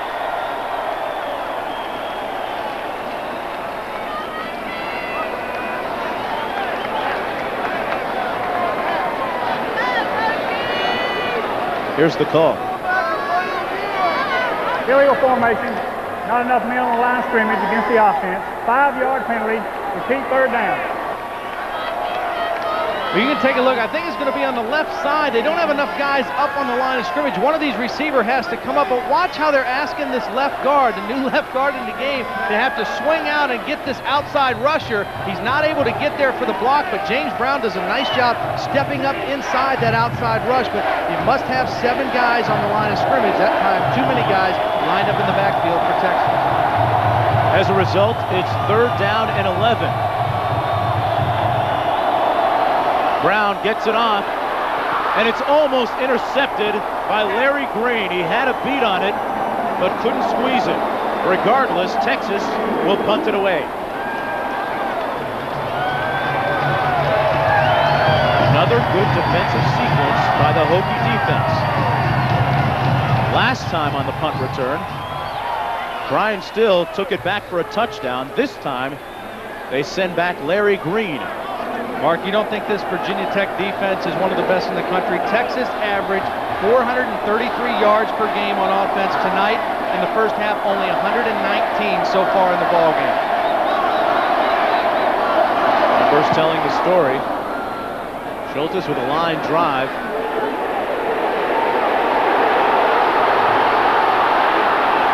And it's down. Is it a loose ball? It might be. It may have hit a Hokie player. Virginia Tech has the ball at the 18. Mark, I want to tell you what happened on this play. The return man, Green, thought that the ball bounced off of a guy who was coming down the block, and there was some confusion there. He didn't know whether he needed to get on the football or not. If he would have been sure that it didn't touch anybody, he would have run away from the football, but he thought it bounced off one of his blockers and thought he needed to recover it. This was almost a huge break for Texas. Now watch Green as the ball comes down. Does it hit his teammate? It looks like it does hit his foot. Larry Green then knows, I better get on the football. Nobody jumps on it for Texas, and it's just that hesitation right there. Larry Green realized the ball hit the foot of his blocking man, and he better fall on the football, and they are very lucky that they recovered it. Todd, Steve Bradley, number 89 for Texas, could have jumped on it. Yeah. He did not know that it was a live brawl. 56 seconds to go in the half. Druckenmiller on the flanker screen, and Brian Still can move it. Out of bounds with a first down, subsequently stopping the clock with 48 seconds to play in the half. Number 17 picks up 18 on that play, tackled by number 17, Trey Thomas. They really do a good job throwing this wide receiver screen. They get it quickly into the hands of the wide receiver, Brian Still. They get one blocker out there, and they allow him to use his quickness to make another guy miss.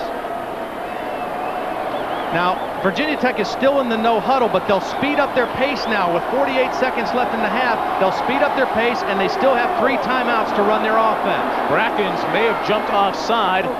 The pass complete at the 46-yard line to Jermaine Holmes, the second leading receiver on this Hokie offense. Nice job by Druckenmiller, knowing that he had a free play when he drew Brackens offsides. Go ahead and make the throw downfield. Take a chance at a big play.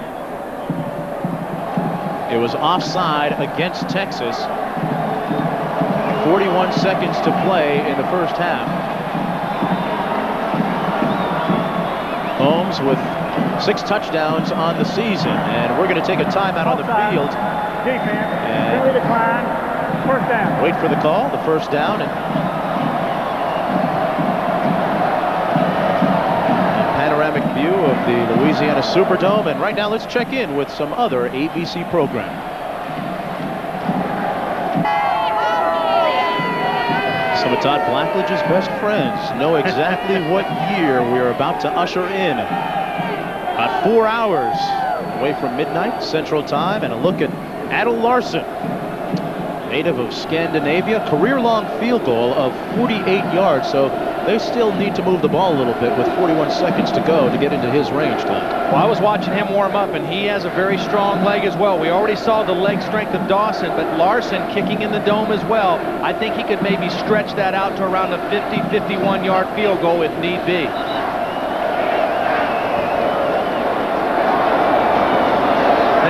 That timeout was taken by the Texas defense, so Virginia Tech still has all 3 of their timeouts. Very important for Jim Druckenmiller to remember now. He's got plenty of opportunities to throw the ball into the middle of the field and stop the clock with the timeouts. He doesn't have to just work the sideline here in the 2-minute situation, but he really can't afford. The one thing he cannot afford to do here is take a sack. They're across the 50. They've got to get positive yardage out of all their plays. Druckenmiller becoming a curator of clock right here. Rolling out. Incomplete intended for Cornelius White, stopping the clock with 34 seconds to go. He pretty much knew that play had been blown up and it was dead. Trey Thomas defending White. It'll be 2nd down and 10 to go. 34 seconds to play in the first half. White catching 22 passes this year, a total of 312 yards. All in the 46.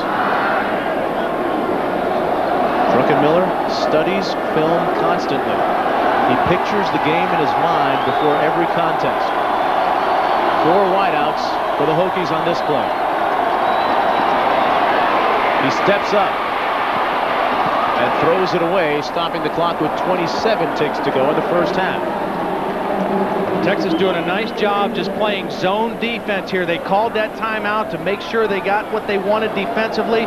A 4-man rush. They're playing zone behind it, and right now Jim Druckenmiller having trouble finding where to go with the football. Good coverage in the zones by Texas. Look at his 3rd down efficiency. He's 3 of 6. Converting 2 times. They've got to get to the 36-yard line for 1st down. It's 3rd down and 10. At that point, they would still not quite be in Larson's range. They moved Tony Brackens to an inside rush position here. He's not on the end. He's inside over the guard. They're coming on the blitz. Is it complete? No. The official says no. It was intended for Scales. Tony Holmes was providing the coverage. Take a look again. Pretty good throw by Druckenmiller. The strong throw to the sideline. Does he get 1 foot down? No, good call by the official right there on the sideline, watching it the whole way. And into now is John Thomas. Chris Carter, the safety, having a great day. Knocking up a couple of passes, knocking down a couple of passes. Calls for the fair catch. We've seen the Virginia Tech defense come through for the Hokies. That's a great stand by the Texas defense. The ball was across the 50-yard line. They called a timeout. They brought everybody over to the sideline, and they came out with 3 big plays in a row, forcing the punt here at the end of the first half. Good defense by Gary Darnell's troops for the Texas Longhorns. It's interesting, Todd. I was almost expecting a higher scoring game at this point, but the 2 defenses playing extremely well so far. As we look at the head of the defense for Texas, Gary Darnell. A lot of talent on his unit.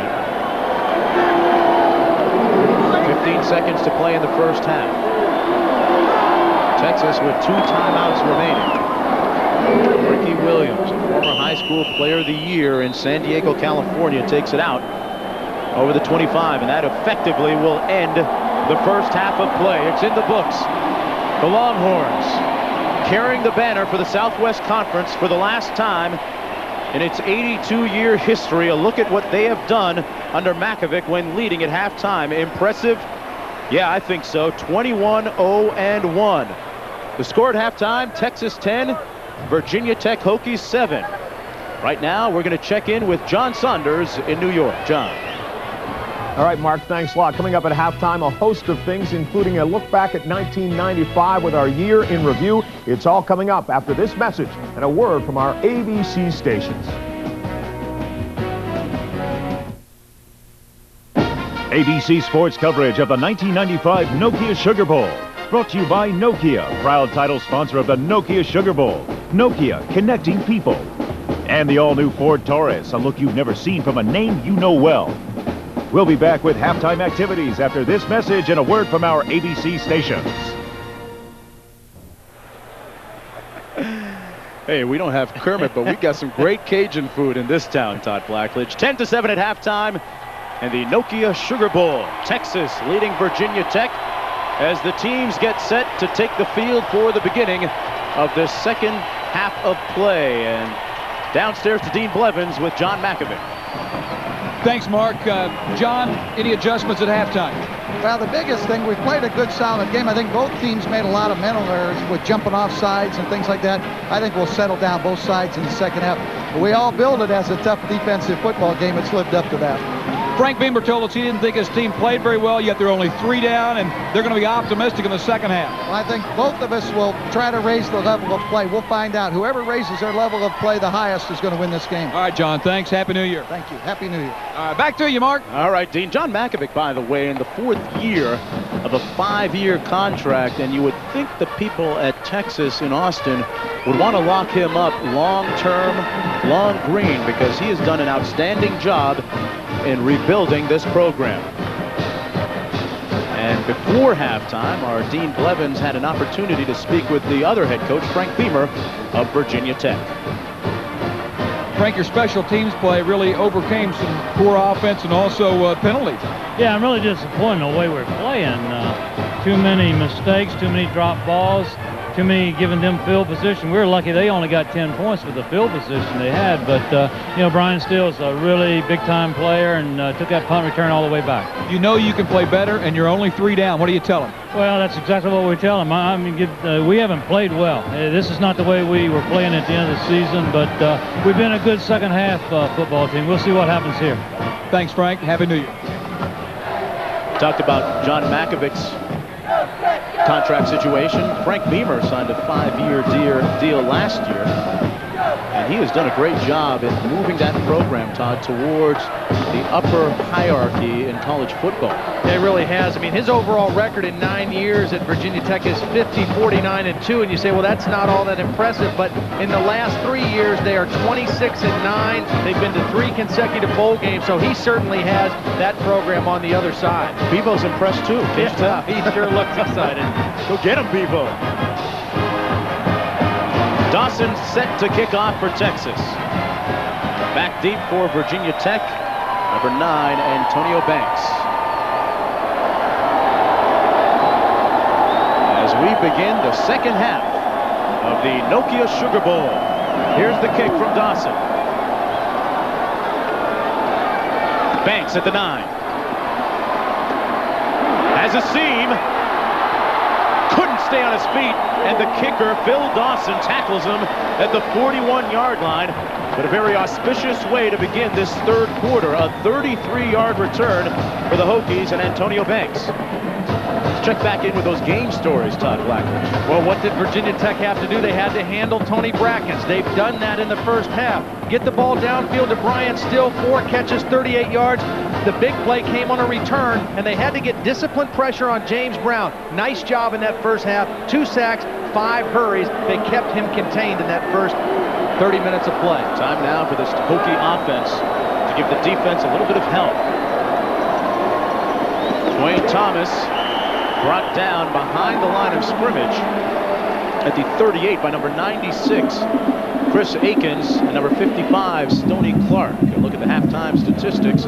Something that jumps out at you are those 2 Virginia Tech turnovers. They didn't pay for it too much, though, Todd, on the scoreboard, just down 3, as you mentioned. Well, you can see Virginia Tech led in yardage with 172, but as you mentioned, Mark, the 2 turnovers, and really they were very lucky that that wasn't 3 turnovers, and this score was not 17-0 instead of 10-7, the interception that almost was. 2nd and 12, Druckenmiller. Oh, and what a hit by Westbrook. He jacked him at the 35.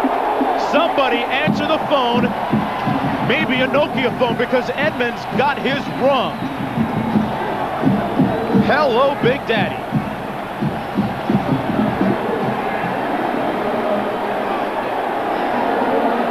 It's the same play that they had a pretty successful play in the first half, and you can see Brian Edmonds is looking up at the roof of the Superdome trying to figure out where he's at. They ran the same double screen. You take a look at the pass rush by Brackens. He's going to force the throw early, right in the face of Druckenmiller. Had Druckenmiller been able to see what was out there awaiting Edmonds, he probably would have thrown it away. He couldn't see that Westbrook was ready to make the big stick, or he probably would have thrown this one in the turf. Westbrook just laid in wait on the double screen and came up with the big collision. I'm telling you, Todd, when Brian Edmonds comes to, his clothes are going to be out of style. We can only hope that he's okay. Yeah. Because he took a shot that time from Bryant Westbrook. We've seen Westbrook make about 4 hits like that tonight. Yeah. I mean, he is not only a great cover guy, but he is a physical cornerback, and that's great to see right there, seeing Edmonds running off the field. But credit Tony Brackens for getting the quick pressure on Druckenmiller. He forced that throw, and probably a throw without the pressure that wouldn't have been made. And it was nice to see Westbrook go over and check to see if Edmonds was all right and actually help him up off the carpet. If I'm Edmonds, I'm telling the quarterback, Druckenmiller, don't throw me any more of those passes, please. 3rd down and 12. Edmonds and Parker. Thomas and Parker in the backfield. Complete to the tight end, Jennings, who tries to crawl on the rug for the first down, but he's far short. They'll have to punt it away. A good sequence for the Texas defense. Bryan Jennings is upset there because he knows if he would have stayed on his feet, he had a chance to turn it upfield and at least get a shot at getting to the first down, but he fell, he lost his footing and fell as soon as he made the catch, therefore had no chance at making the first down. Thomas punting from his 30, Adams back on his 20. This is a shank job.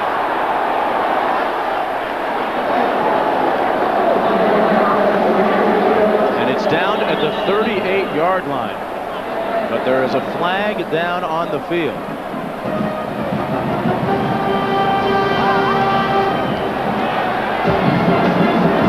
And it appears to be against Texas. Yeah, I think they're going to call running into the kicker, but I believe it's only going to be a 5-yard penalty, which will not give Virginia Tech the first down. Let's take a look at it. Did they get a deflection on the ball?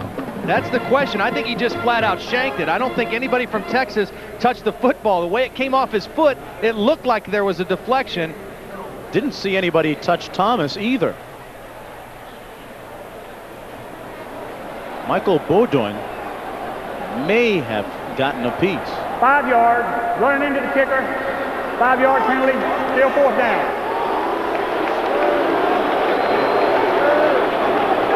Well, that's a break for Virginia Tech because Texas was going to get excellent field position off of that bad punt. They don't get the first down, but at least they get a chance to try to pin the Longhorns deeper in their own territory with a better punt. Thomas will get another crack at this one. He's had 3 inside the 20 already today. Just underway here in the 3rd quarter. It's Mike Adams at the 10. Adams averaging 17 yards every time he touches the ball. One of the more dangerous punt returners in the country. He calls for the fair catch at the 18-yard line. So the playmaker doesn't get a chance to make a play on that one after the 33-yard punt. So things work out a little bit better for Virginia Tech. What did Texas have to do in the ball game? They had to first handle Cornell Brown. They did a good job of that. They had to maintain their balanced attack. Pretty good job. Only 49 yards rushing. That doesn't look like much, but at least they were able to keep them off balance enough to have the 10-7 lead. Solid kick protection. Virginia Tech didn't block a punt, but they were able to get a deflection on one punt. That'll still be a key issue in the second half of the ball game. Here's James Brown on Texas's first possession of the 3rd quarter. Mitchell on the right side off tackle out to the 19-yard line, picked up about 2. Mitchell's a guy who takes pride running inside and outside. The tackle made by Hank Coleman, number 6. Good combination of speed and power. And now Mitchell will check out of the ball game along with Jeffrey Clayton. You know, Mark, Texas had the ball 9 possessions in the first half. Their one scoring drive, they went 67 yards for a touchdown. All their other 8 drives combined, it was a total of 59 yards. So great defense by Virginia Tech in that first half. Let's check for the second half adjustments by Texas. 2nd and 9, complete to Mike Adams near the first down at the 28-yard line, just a foot beyond the 28, and he'll have the first down for Texas. Adams now with 5 receptions on the day for a total of 80 yards. Yarborough and Simonas making the tackle. Simonas has had a good night for Virginia Tech defensively. In on a lot of tackles. Intense, always in position. As I mentioned, he and Torian Gray, the strong safety, really are identical players, just play on opposite sides of the field. It's really like having two strong safeties. That's how they get that 8 men around the football. They play with two basically strong safeties. Play fake by Brown, stretching the defense for Adams. Incomplete. Two Hokie defenders back there on the pass. Larry Green was one of them, and Green is down on the AstroTurf. Antonio Banks is also there helping out on Adams. Green is really going to play this well. We saw Westbrook play the deep post well for Texas. Take a look at Larry Green now in good position, playing the deep post. He's in perfect position coming over the top. He's right there to make a play, and I think he just fell funny. Looked like he fell on his right shoulder a little bit as he went to the turf, and he appears to be okay, but good position by Larry Green on the deep post. He knew he had safety help to the middle, but he was in perfect position to make the play. So as a result, we are looking at 2nd and 10. Green off the field. James Brown, 8 of 16 for a total of 87 yards. Brown out of Beaumont, Texas. Top-rated quarterback prospect out of high school a couple of years ago.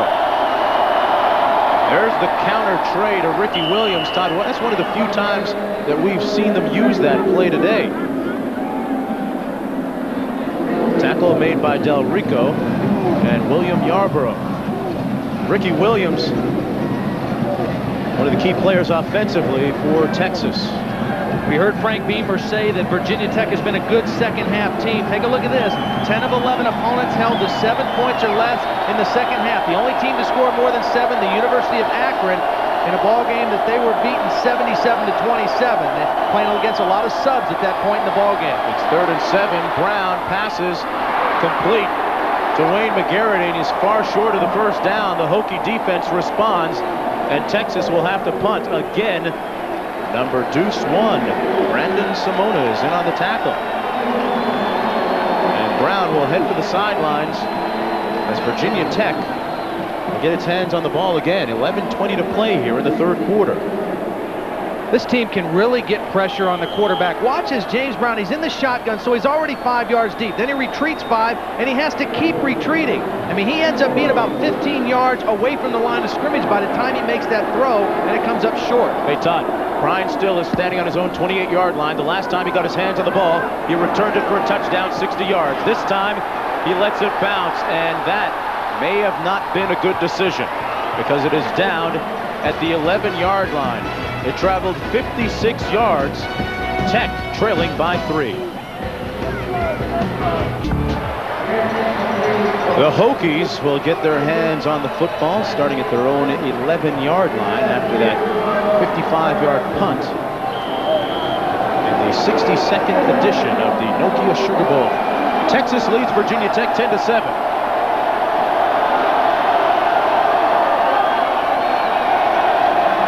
Edmonds back in the ball game. Good to see, along with Dwayne Thomas. This is Thomas, number 42, over the left side, gets about 5 yards.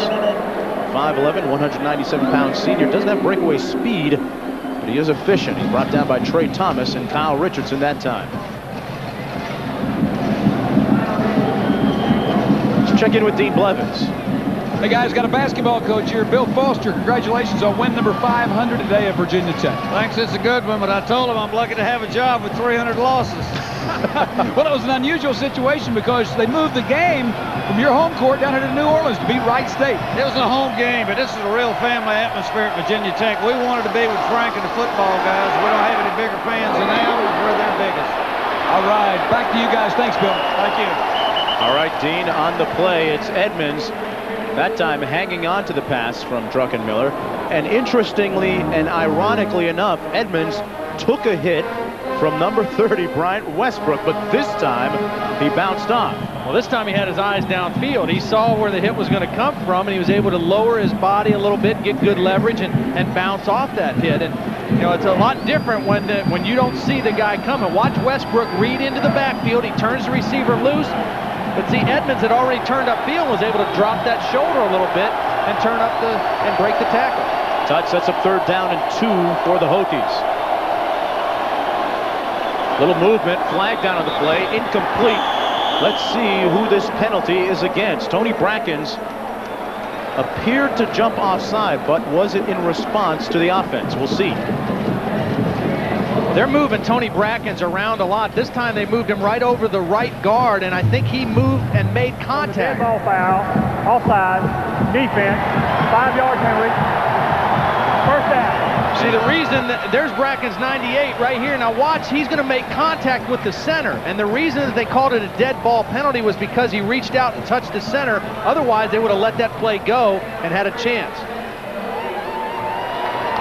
And it's a freebie for the Hokies.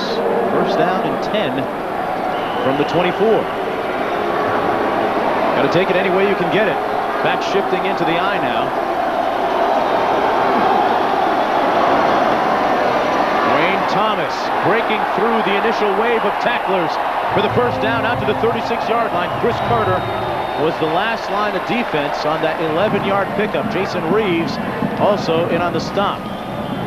I think the adjustment we're seeing from Virginia Tech and their offensive coordinator, Ricky Bussell, in the first half is that, hey, we've got to run the ball in between the tackles a little bit better in this second half.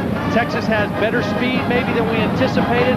Running to the perimeter has not been real effective. Let's see if we can use our big offensive line and get a push on the inside and let our tough tailback, Dwayne Thomas, run the ball between the tackles. Thomas 11 for 52 yards today. Druckenmiller, Stoney Clark chasing him down from behind, and Druckenmiller falls forward to the 36-yard line.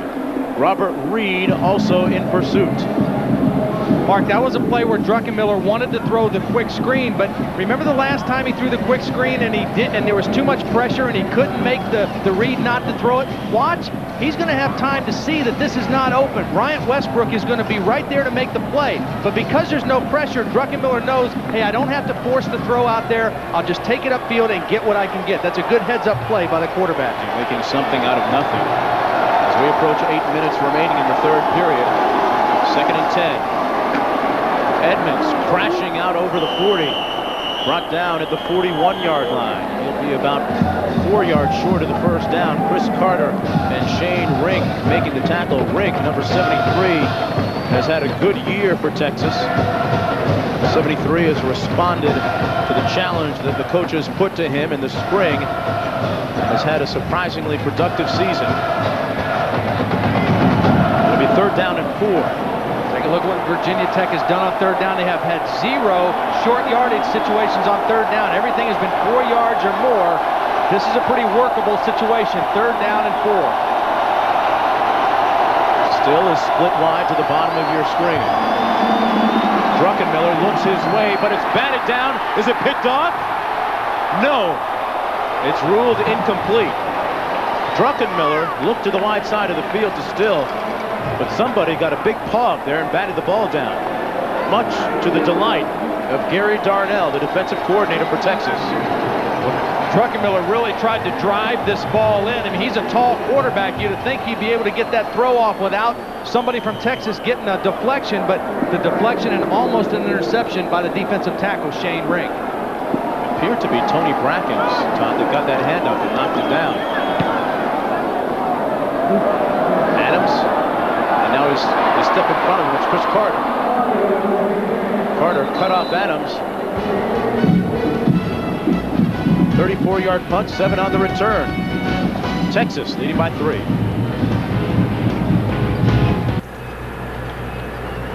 The city of New Orleans on the banks of the mighty Mississippi River.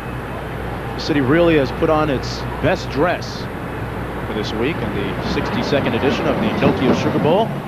Todd, how's your cholesterol this week? I'm telling you, we have consumed mucho gumbo. Yeah, I won't have to eat gumbo for a couple months, I don't think. It has been outstanding down here. My cholesterol is up to about 400. Wayne McGarity and Ricky Williams in the backfield. Brown to pass. They're blitzing, and Simonis gets them from behind. The 3rd sack of the day for the Hokie defense. They brought everything. Simonis is going to come from the top left of your screen. Now, James Brown doesn't see him right here. He thinks all he has to do is beat the guy that he can see to his right. Simonis comes off the backside on the outside linebacker blitz. Here's Simonis. Watch him get to the outside and get the pursuit on James Brown. Nobody picks him up. They tried to bring an offensive lineman out late, but Simonis was too quick for that. A second down and 19. Ricky Williams down at the 27-yard line. You know, want to take time now to send our thoughts and prayers out to Bill Little, who gave us all a scare. That's Bill, second in from the left, the assistant athletic director at Texas. Thanks a lot, Todd Blackledge. Bill gave us all a scare earlier this week when he suffered a heart attack. But for everyone out there listening, we're glad to say that Bill is okay and in good health and back on the JOB. He's one of the best in the business. Third down and 14 to go. They blitz again. Brown incomplete, short hops it for the third time today to Justin McLemore. Well, this was a little different pressure. This time they came with a corner blitz. This is going to be Lauren Johnson, number 12. It's going to come from the bottom right of your screen, unblocked. You see the lineman pulled out. He had to pick up Del Rico. There was one extra defender. Lauren Johnson came off the corner blitz and forced the quick throw by James Brown. Good pressure by the Virginia Tech defense. Schultes with his 8th punt coming up. This time, Virginia Tech sends back Larry Green, who's starting his own 35.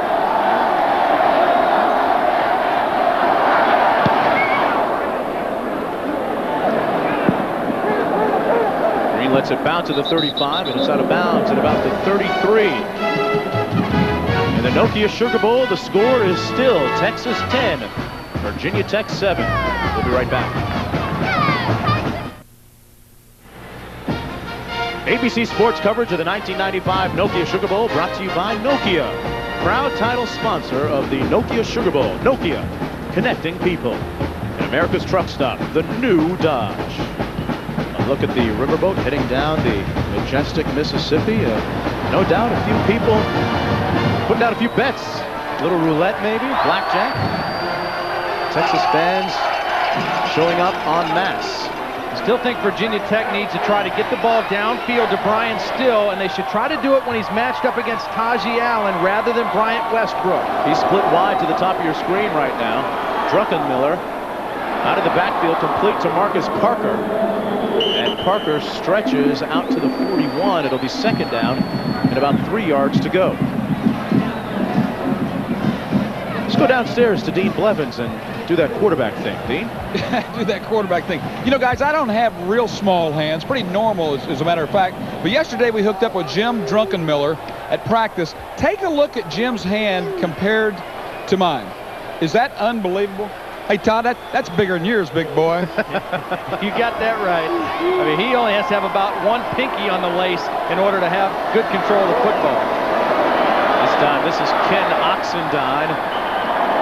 Oxendine has the first down at the 47-yard line, roughed up by Chris Carter.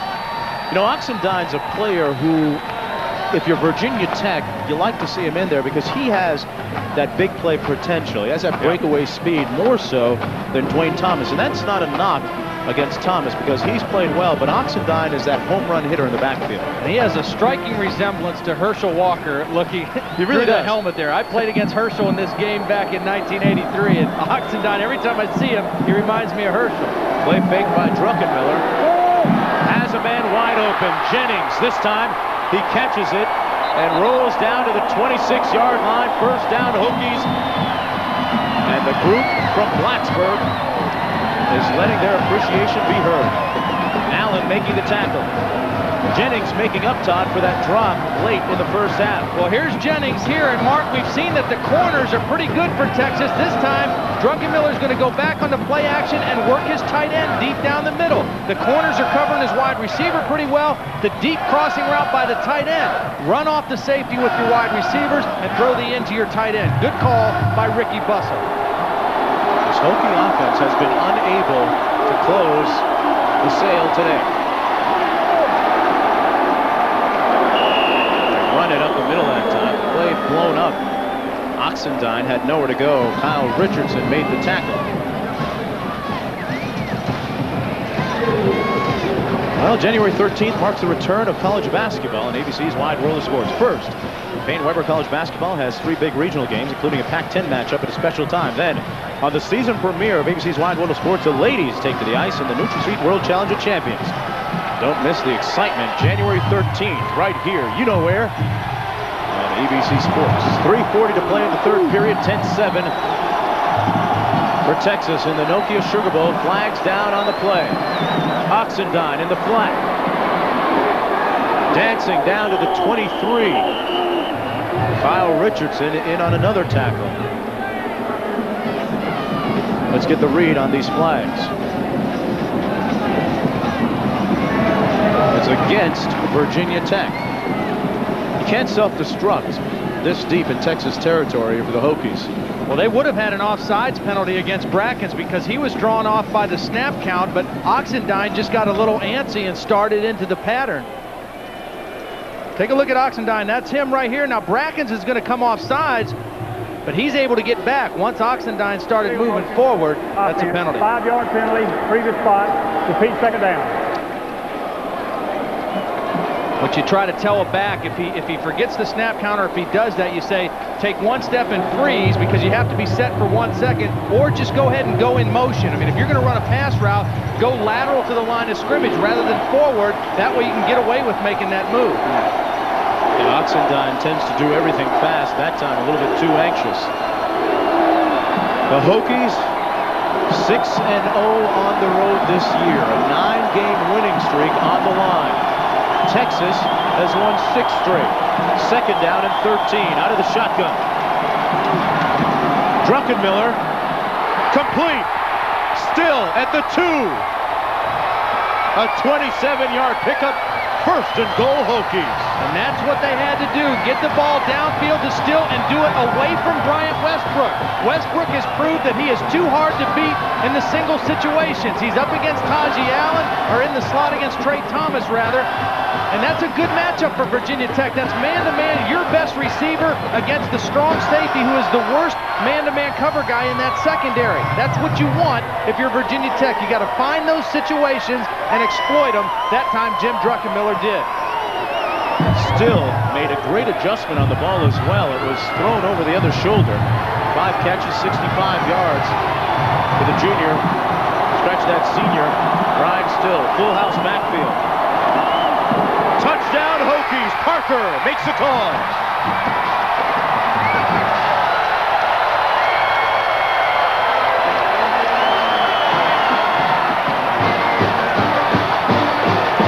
Make a little noise if you're from Blacksburg, Virginia.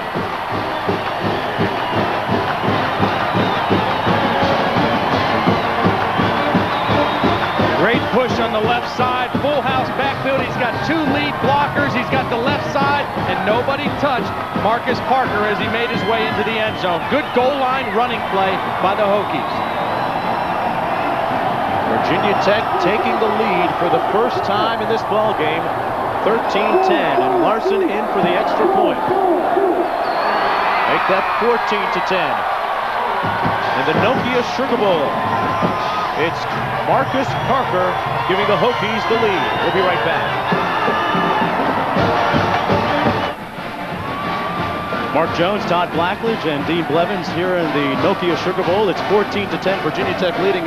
Todd, at the Nokia Sugar Bowl parade yesterday, I picked up a couple of things for you. I hope these beads go with your jacket. They match my tie perfectly. Thank you. I'm not sure. It's almost party time for Virginia Tech now taking the lead. Well, that was a great offensive drive. They haven't had much success offensively, but the big pass from Druckenmiller to Bryan Still that got him inside the 5. Huge play for the Hokies. Yeah, the coaches told us earlier in the week that Bryan Still would be a huge key in this ball game. Virginia Tech fans number over 30,000 here in the Superdome. Can you pass me that noisemaker, Todd? There you go. 2:32 to play now in the third period. Mike Adams still wants to get his hands on one to return it. Larson drills this one. Anything in the air that long should have a movie or a flight attendant on it. 7 yards deep in the end zone. And Texas now trailing, starts from its own 20-yard line. Texas has to find some way, Mark, to kind of slow down the pass rush, slow down the aggressive nature of this Virginia Tech defense. I mean, you can maybe try to do it with some draw plays, some screen plays, something to counteract the aggressiveness, maybe even a reverse. Get this team reacting to the flow one way and come back with a reverse, but they've got to do something to take some of the heat off of James Brown. They send out 3 wide receivers on 1st and 10, faking the counter. The end around, that's Sean Mitchell. He's the one with speed. Mitchell out over the 30. And boy, Todd, that crystal ball is working pretty well. It's working real well on New Year's Eve. A pickup of 11 yards and a first down for Texas. Larry Green pushed him out of bounds. Take a look at Texas. Through the year, the great balance, over 200 yards, both running and throwing the football, under 100 yards in both categories tonight. But that was a big play on first down. They took a little the edge off the aggressiveness there with the reverse and got him some breathing room out past the 30-yard line. Good play call by John McAvick. He is one of the best in the business at making adjustments. 2:24 to play in the third quarter. Brown tries to get outside, almost had it picked off. And it's now ruled incomplete at the 43. It was tipped, and Brown took a hit after he threw it.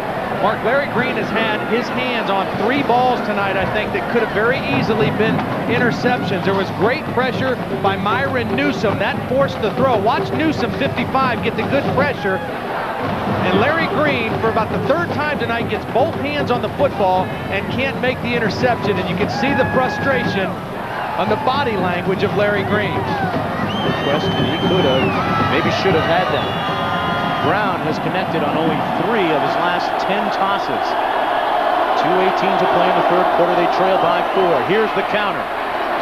Mitchell squaring those shoulders, turning upfield over the 35 to the 36-yard line. He'll be about 4 yards short of the first down on 3rd coming up. Boy, the Miami Dolphins taking a hit yesterday, losing to Buffalo. And what do you think, Todd, about the future of head coach Don Shula? Well, it'll be interesting to see. He's been a great coach. He's had a great career, and you hate to see it end on a sour note. And I got to say a special congratulations to my dad, the offensive line coach for the Indianapolis Colts. That's a big playoff win on the road today for the Colts. He's not able to watch the game. He's flying home right now, but I'm sure he's having a good time. All right. 3rd down, 6 to go. Browns passing. Complete. Good sidestep by Ricky Williams. Did he get the first down? It's on the ground. And now it's ruled that he was down. Ricky Williams juked the opponent to gain a little more yardage. But I'm not sure that he made the first down. This is really good footwork by Williams in the open field. The little sidestep and then the leg strength to pull out of that tackle and push past the marker for the first down. That's just good individual effort by Ricky Williams to get the first down. Ricky Williams, heck of an athlete. He's in the Philadelphia Phillies baseball chain, drafted by the Phillies out of high school, and he used his signing bonus money to pay for his sister's education. Here's Sean Mitchell.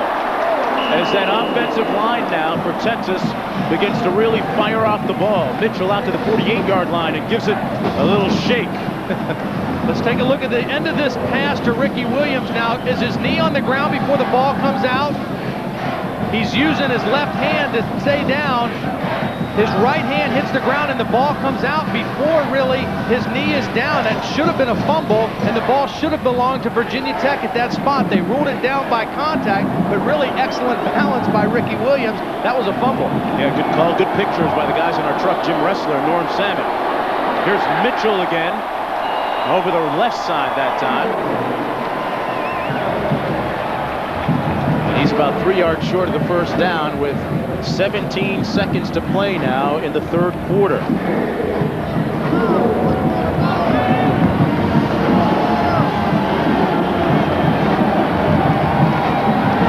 It's the 62nd edition of the Nokia Sugar Bowl. It hasn't been easy for either team so far in the Big Easy. Yes, 4 fingers, because we're looking at the fourth quarter coming up. We'll return with more action between Virginia Tech and Texas after this message and a word from our ABC stations.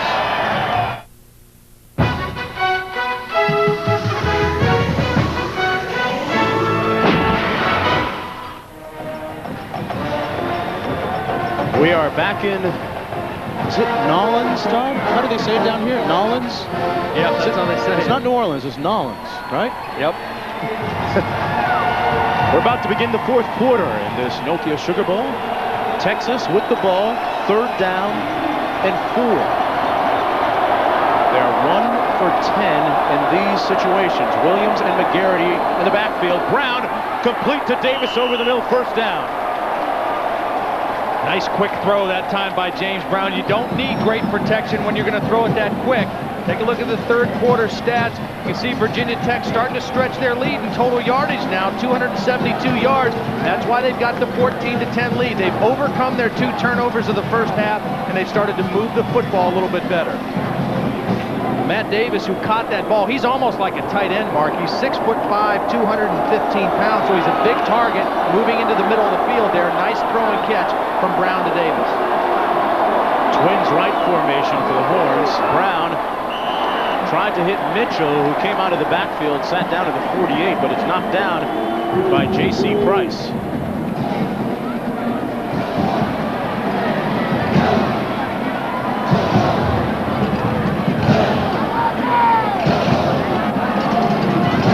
.31 to play in the ball game now.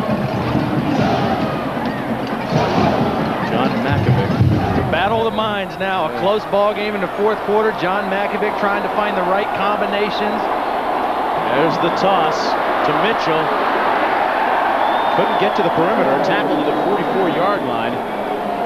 Gained about 2, maybe 3. Newsome and Torian Gray made the tackle. Gray made all-conference in the Big East this year. Mentioned their most versatile player in the secondary. Came up to me at practice and said, I want you to call me Big Play Gray, Mark Jones. So, well, yeah, you know, you got to give me something then. He is a very talented player. He's got the whole package, the size, the speed, the ability to cover, the ability to come up and make plays in the running game. He's a very versatile defender. And he's coming on the blitz on this play, but Brown gets it away, and he's picked off. It's intercepted by William Yarborough, his 6th of the season, and that is tops on the team, and that James Brown does not feel good. Well, there's going to be an all-out blitz by Virginia Tech. Now here comes the safety, Gray, but Newsome, number 55, is the guy who's going to get to the quarterback, James Brown. Here comes the safety. The back takes the safety. Nobody blocks Myron Newsome, and he forces the quick throw right into the hands of the free safety, William Yarborough. Good call by Bud Foster, bringing the safety blitz. The back did the right thing. You know, when you get an all-out blitz, you want to block the inside guys, and if you turn anybody loose, you make it be the outside-most defender, but Myron Newsome was so quick getting to the quarterback, he still forced the bad throw. It has been the story, Todd, of their season, the defense forcing big plays. Druckenmiller complete to Jennings. Jennings becoming an integral part of this offense today. 12 yards, 1st down, Hokies. The tackle by Thomas. You put your quarterback in the shotgun to get him away from the pressure, so you already put him 5 yards back, but look at the explosive speed of Myron Newsome, how quickly he's right on top of James Brown. You put him back there, you think he's going to have time even against the blitz, but not with a quick guy like Myron Newsome.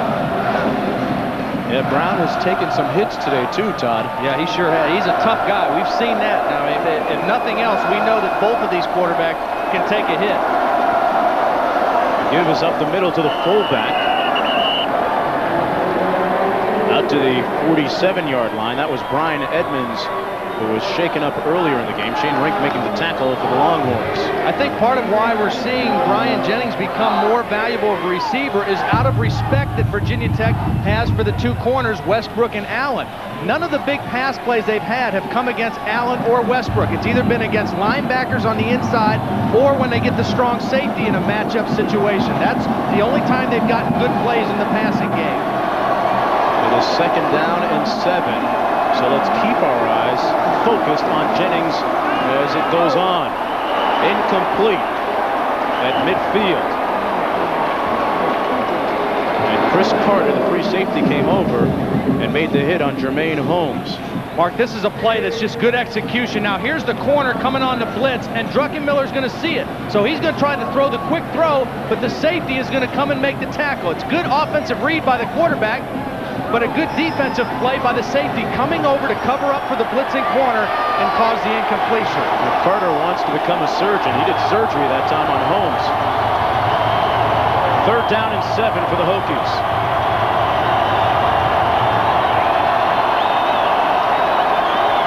Texas coming on a blitz. Druckenmiller has still wide open. Touchdown Hokies.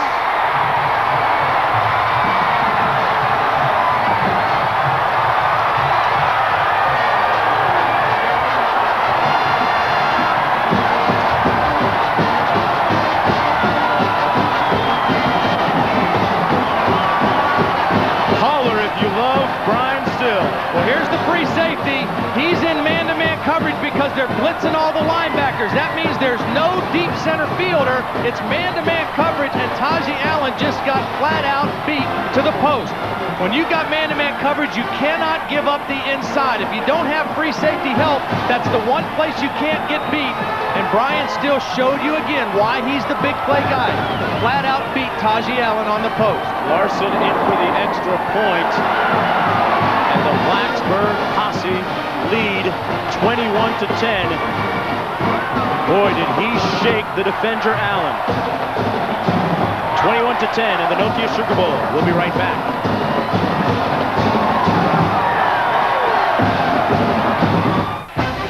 Time now for Nokia's best connection. It's connecting people. Whether it's Virginia Tech's Jim Druckenmiller, right here connecting with Bryan Still, or the great connection you can make with a Nokia cellular phone. Nokia knows the importance of connecting people. Did you see that shake off the line of scrimmage? And you know what? That shake, it must have been jelly because Jan can't shake like that. Mark, it was a great move by Bryan Still, but credit the offensive line and the backs of Virginia Tech. They saw the blitz, they hung in there, they picked everybody up that was rushing, and Jim Druckenmiller had time to wait for Bryan Still to clear and to make the nice touch throw down the middle of the field. Great job by the offensive line in the back, picking up the blitz, and a great route by Bryan Still. You know, Todd, you really have to tip your hat to the Hokie offense. They really haven't panicked when they haven't been able to get that ball downfield to guys like Still, like they did on the last play.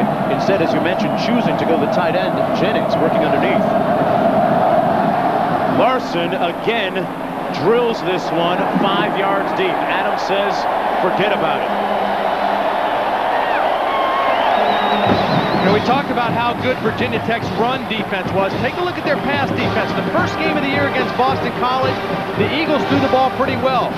Hokies only had 1 sack, but the last 10 opponents, 44.8 completion percentage, 43 sacks, and 13 interceptions. James Brown tonight has completed 48% of his passes. He's thrown 1 interception, and he's been sacked 3 times. So ever since that first ball game, the Virginia Tech defense has not only been good against the run, they've been excellent against the pass as well. Now it is time for James Brown and his offensive crew to go to work. They trail by 11 points with 12:28 to play. Play fake. And dropped by Mike Adams. Save the film and tape. You won't see that happen often. He may have thrown it a little bit behind him. Yeah, that was a real tough catch because not only was it behind him, it was a little bit low, and Michael Adams had to both stop and reach down to right above his shoelaces to make the catch. And that was just a case where James Brown just didn't get quite enough on the football throwing that deep crossing route. Adams was open, but he couldn't make the throw. Take a look at that. 9 yards now in the 4th quarter for Texas. They really have to get some productivity out of their offense to get back in this ballgame.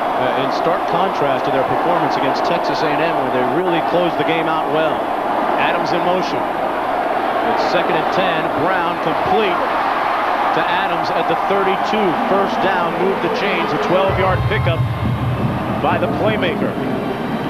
You know, the one thing that you have to give Michael Adams credit for as well is, Todd, you'll notice if you see him play enough, he's not afraid of running those slants over the middle. He'll take a hit. He'll risk it.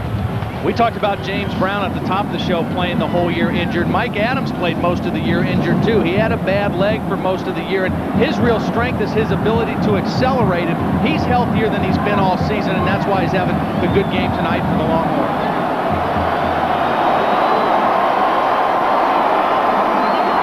Brown back back to pass on 1st and 10. Incomplete. Fitzgerald, the tight end, begging and pleading for a flag, but he doesn't get it. And at this time, we'd like to take the opportunity to welcome our new affiliate right here in New Orleans, WGNO Channel 26.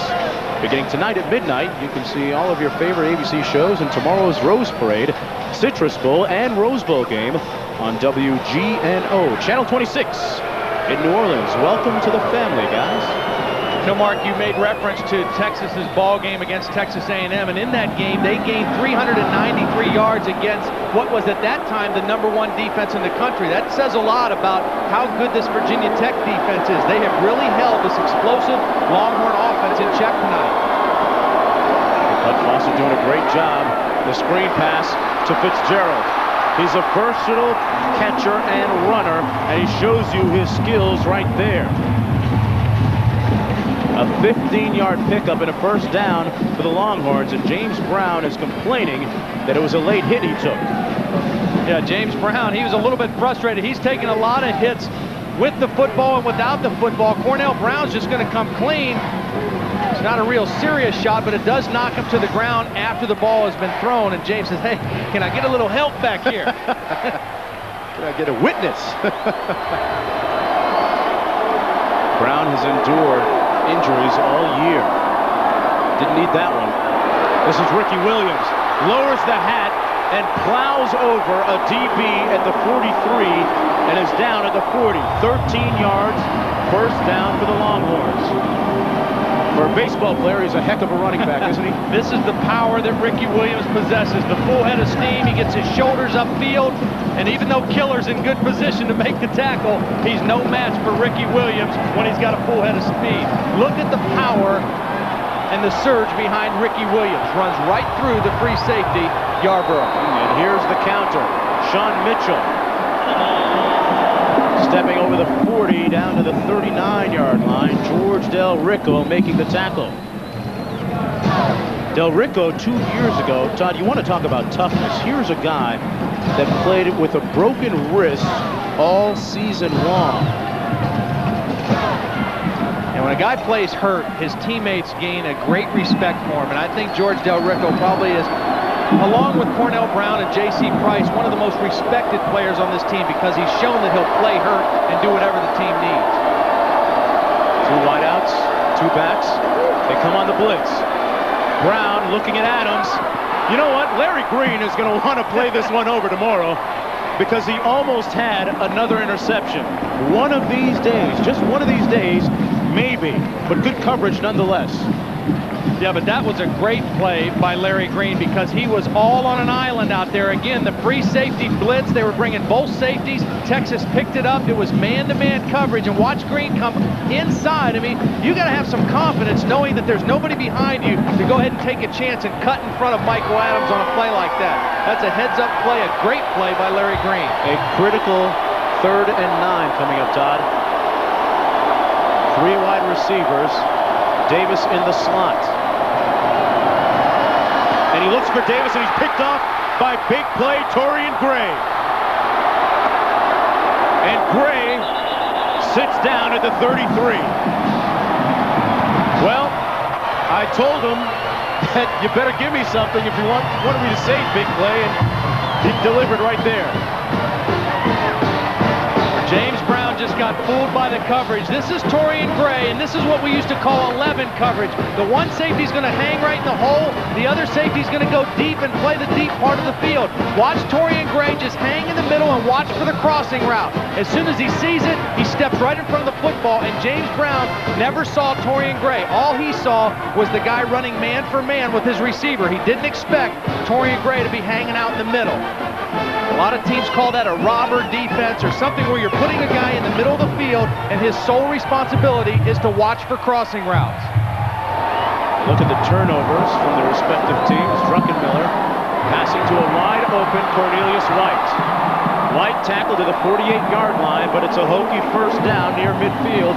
A pickup of 15 yards. The clock stops with 9:58 to play. Both teams with 3 timeouts remaining. But the clock now, Todd, becoming a bit of an issue maybe for Texas. Yeah, it really is. And I'll tell you what, I'm impressed by the Virginia Tech offense. In the first half, they relied on the defense to keep them in the ballgame. They turned the ball over twice, and the defense and the special teams held them in. In the second half, the Virginia Tech offense is starting to move the football. They're mixing it up well, and they have really established themselves better here in the second half. 357 total yards now for the Hokies. Boy, Tony Brackens almost intercepted the snap. I mean, he was that far in the backfield of Virginia Tech. The pass complete, meanwhile, to Bryan Still, who is beginning to become a lot more active here in the second half. There's a flag down at the 48 on the far side of the field, and it's against Texas and Tony Brackens. Maybe anticipating a bit too much. Yeah. Well, Tony Brackens was lined up on the outside, and it looked like T.J. Washington, the right tackle, did move his right foot, which caused Brackens to come across the line of scrimmage, but he was clearly over the line of scrimmage when the ball was snapped, and it's an offsides penalty against Texas. Offside. Defense, 5-yard penalty from previous spot. Repeat first down. Watch at the top of your screen. Now watch Washington move his right foot. But he doesn't move his hand, and he doesn't move off the line of scrimmage, but Brackens reacted to that movement of the foot and came across the line of scrimmage. Might even been a situation where Washington did it on purpose, try to get him to come off the line of scrimmage, reading his movement. Still with that completion. Has 119 yards. That's a Hokie Bowl record in this Nokia Sugar Bowl today. Oxendine refusing to go down, unyielding, unrelenting at the 42. Ken Oxendine, the sophomore, the former high school player of the year in the state of Virginia, tackled finally by Kyle Richardson. I made the statement earlier that anytime you win 9 games in a row in college football in this day and age, you're doing something well. And the thing I see about Virginia Tech, they may not be the most talented team in the country. Take a look at John Makovic. But the one thing Virginia Tech does is they play hard, Mark. I mean, they play as hard as any team that I've seen this season on both offense and defense. They are a blue-collar team all the way, and they just kind of grind on you, and they, you know, that's why they had the great season that they did. And they are, Todd, that short from the first down. And you talk about the great season they had this year, a victory in this Nokia Sugar Bowl, and the exposure from national television is something that the program looks on very favorably if it should happen. It would help in recruiting and other ventures. A pensive, concerned-looking John Makovic, the head coach of Texas. It is second down and short. The clock running with 9:05 to play in the Nokia Sugar Bowl.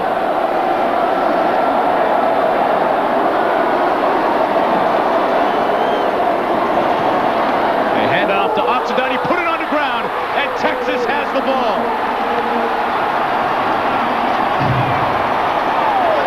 Ken Oxendine fumbled, and Texas is breathing better once again. It was recovered by Chris Carter, number 16. Second time in the ball game that Oxendine has put it on the carpet. Take a look now. He just doesn't secure the football. You know at this point in the game, Texas needs something big to happen. They've got to create a turnover. They've got to get something big to happen. And Oxendine just has to put that ball down. It looked like his knee may have been down before the ball came out. He kind of kept moving. It sure was, Todd. It looked like his knee was down before the ball came out. Kyle Richardson ripped it loose on the play. Here's another look. Was his knee down? Take a look at the right knee of Ken Oxendine. Did it touch the ground, and did he pop back up off the ground, or did he just stumble and not touch the ground? Well, right now, it really doesn't matter. Texas with the ball at midfield. 8:49 to play. James Brown at quarterback. Took a hit, but got it off, and it's incomplete. Mike Adams could not squeeze it. Larry Green was defending, but another look. and that fumble by Ken Oxendine. Look at his right knee right there. Let's take a look at it. Right there, his knee is clearly on the ground. That play should have been called dead right there. He popped back up instinctively, but it should not have been a fumble. That ball should still belong to Virginia Tech. It was kind of a bang-bang play because he popped up so quickly. The referee missed his knee on the ground. You wonder if Oxendine may have psychologically let up a little bit when his knee hit. Brown's going to pass. Pressure. Incomplete. Justin McLemore had it, but couldn't squeeze it. The usually reliable McLemore, the sixth-year senior, yes, sixth-year senior, couldn't hang on, and that one hurts. Yeah, this is a good throw by James Brown. Good protection. He steps up in the pocket and makes the good throw, and Brandon Simonis was beat clearly on the play, and he got a gift that time from Justin McLemore because he usually makes plays. Gene Dahlquist, the offensive coordinator, said McLemore this season has made more big clutch catches than I ever expected him to make this year. That was one that got away. You could use that one.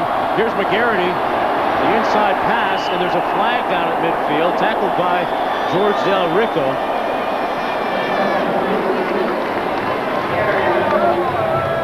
Let's get the word on this infraction.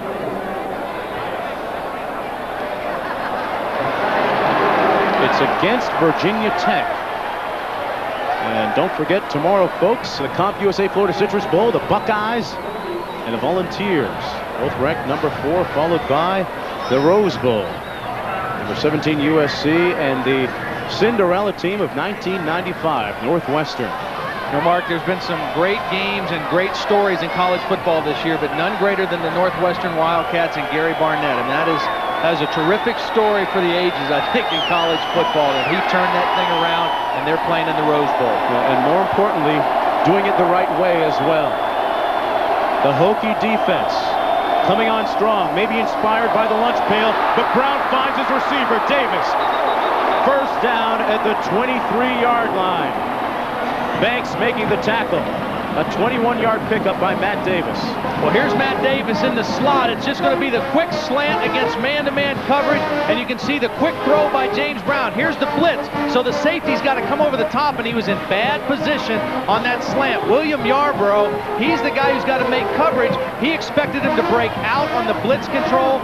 They ran the quick slant, and a big play for the Texas offense. Now, Davis is so slim, his teammates say when he turns sideways that he disappears. Brown threw behind his receiver, incomplete, intended for Steve Bradley. And downstairs to Dean Blevins. Guys, co-defensive coordinator Rod Sharpless in the offseason wanted to find something to symbolize the blue-collar work ethic of his defense. So he went out and found this old beat-up lunch pail, and in it during the preseason, he had each player write down his personal goals, and they came up with some team goals. And some people think this is hokey. The defense doesn't, and it's worked for them so far. They want to hope it works for them one more time. All right, Dean, that thing is pretty beat up. Good choice of words by Dean, too. Some people think it's hokey. I'm sure Virginia Tech thinks it's hokey. They love it. Brown, incomplete. He was looking at McLemore. It'll be third down and 10. The clock stopping with 7:44 to play. Texas trailing in this Nokia Sugar Bowl, 21-10. And the next play coming in now from John Makovic. Texas with 3 timeouts remaining. Virginia Tech with 3 timeouts remaining. On the 24-yard line. Todd, at this juncture, does a field goal do Texas any good, or do you need a touchdown? Well, you can kick a field goal and then think that if you score a touchdown, you've got to go for 2 because we've got overtime in the bowls now. So you can play for a tie and try to get it into overtime. Out of the shotgun, 3rd and 10, pressure. Brown gets it off, and he's picked off by Torian Gray. The second time in a row that Torian Gray picks it off. Lewis put pressure on Brown, and Gray reaped the rewards. Mark, the pressure that Virginia Tech puts on the quarterback is relentless. I mean, this isn't even a starting defensive end. This is Lawrence Lewis, a backup. He goes right around Dominic Bustamante, and he forces the early throw. James Brown was just kind of fighting for his life. Watch him just throw it. Really doesn't know where he's throwing it. He's just trying to get rid of the ball, and they avoid the sack right into the hands of Torian Gray. But it's the pressure, the constant pressure that the Hokies are able to apply that forces teams into bad plays. Virginia Tech seems to be getting more pressure on Texas, even more so than Texas A&M did at this point. They run it up the middle. That was Dwayne Thomas now in for Oxendine. You would expect that Oxendine would not be carrying the ball that much more after a couple of fumbles done. Thomas gets the call that time, tackled by Tyson King. Thomas named second team All Big East Conference at 165 yards in their victory against Miami, 8 touchdowns on the season. You mentioned Ken Oxendine probably won't carry too much.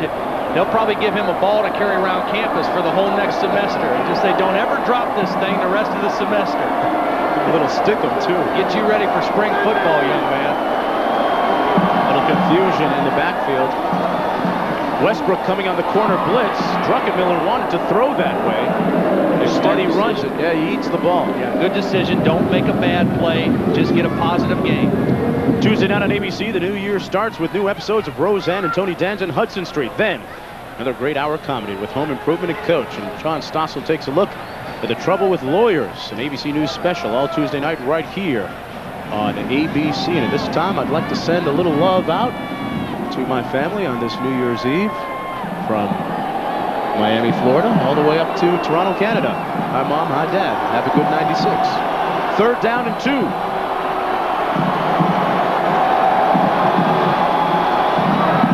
Flag down. Dwayne Thomas isn't down, but he is now.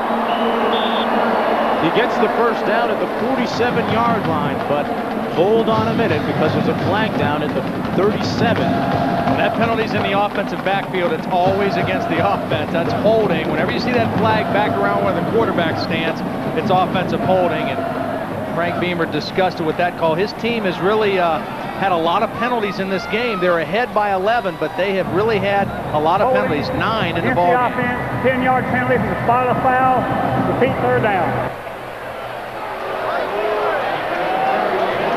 Frank Beamer trying to get his program up into that next echelon in college football. And right now they are taking on a traditional power in college football, Texas, and beating them 21-10 in this Nokia Sugar Bowl, the 62nd renewal.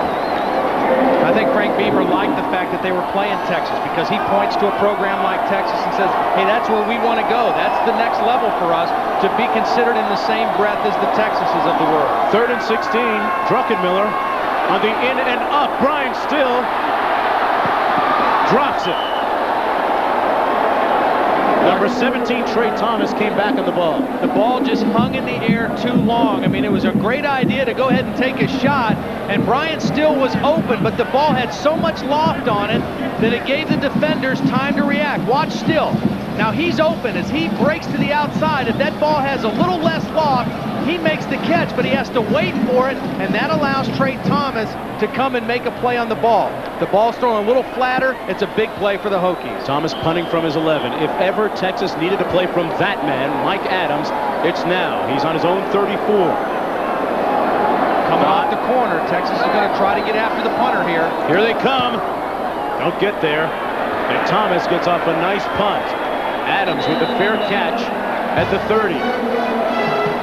They're loving it in Blacksburg right now. Druckenmiller leading his team to an 11-point bulge with 5 1/4 left in the 4th. You know, when it comes to ABC's college football, we like to say, this is how we do it. Here's some of the sights and sounds.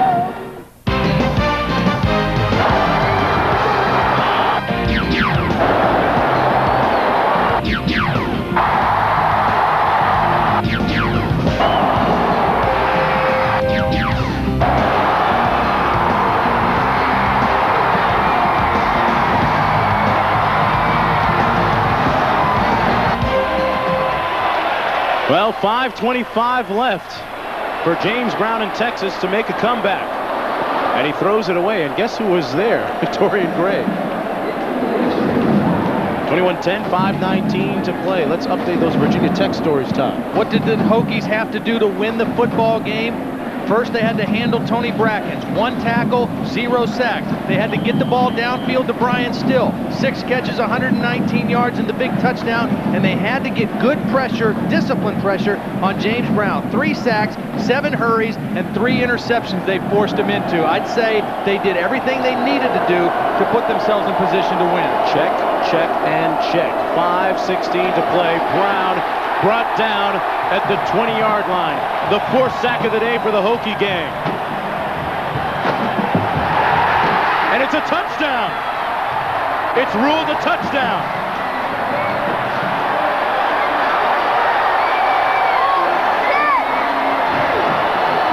Jim Barron picks up the loose ball, runs it into the end zone, while everyone else hit the snooze bar.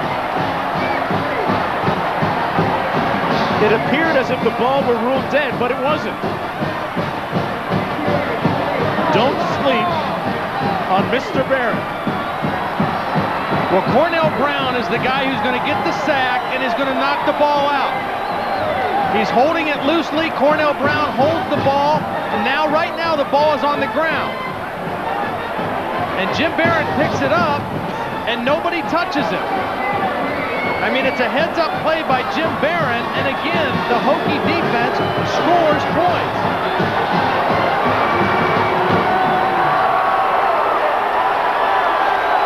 That one was one of the stranger plays that we've seen today.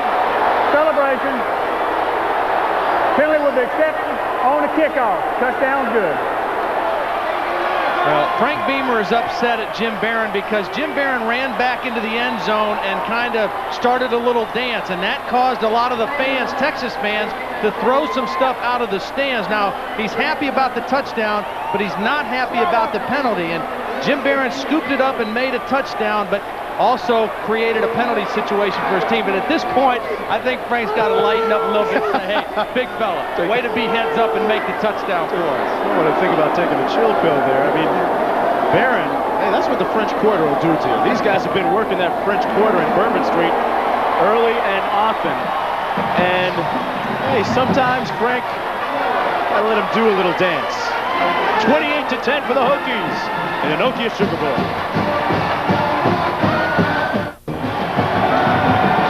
Todd, this almost looks like a rugby scrum, doesn't it? Well, it's a crazy play. Now watch Cornell Brown and Del Rico. They're going to get the tackle, and the ball's going to come out. Now right there's the football. Now watch it. Now you see it. Now you don't. Where's it at now?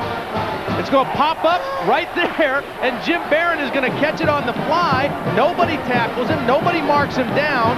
He's the only guy that had possession of the football, and he takes it into the end zone for a touchdown. I mean, that is one of the wilder plays that we've seen, and there's the lunch bucket, and they just keep on working. Jim, I don't think you should be celebrating too much. Coach Beamer might find out about it again. They tack the yardage for the unsportsmanlike conduct penalty on the kickoff, and the Hokies kick off from the 20. And that's the type of second half that it's been now for Texas. Brian White can't find the handle. It's out of bounds at the 10.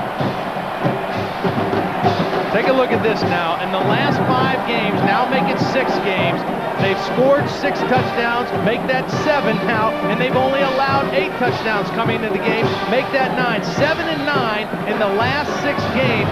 The Virginia Tech defense is a very offensive type of defense. Yeah, they come on the field when the offense comes off and says, hold them till we get back. Downstairs to Dean Blevins. Guys, I'm along the Texas bench, and these guys are just shell-shocked. I mean, they can't believe that it's happened so quickly. They had a 10-0 lead, and all of a sudden, this game's over. They're all looking up at the big screens here in the Superdome, and all they're seeing is Virginia Tech celebrations and touchdowns. They're stunned. Well, Dean, you know as well as anybody, turnovers can kill you. Texas has had the ball 4 times in the 4th quarter, 3 interceptions and 1 fumble. And another sack, the 5th of the day for the Hokie defense. Cornell Brown didn't speak to the media, but he spoke on that play. And here's the celebration penalty.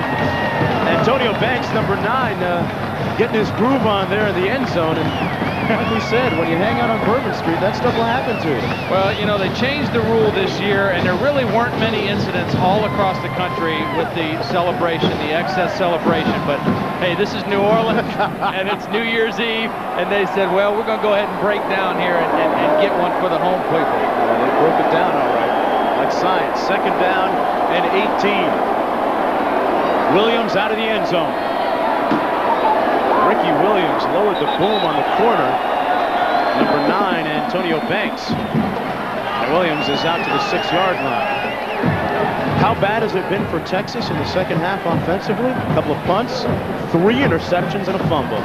That tells it all right there, folks. I mean, you cannot turn the football over that many times and expect to win a game. Virginia Tech turned it over twice in the first half, and they were down at the end of the first half. Texas has come back and turned it over 4 times in the second half. That's why they're down now with 3:40 left in the ball game. Todd, it is 3rd down and 13.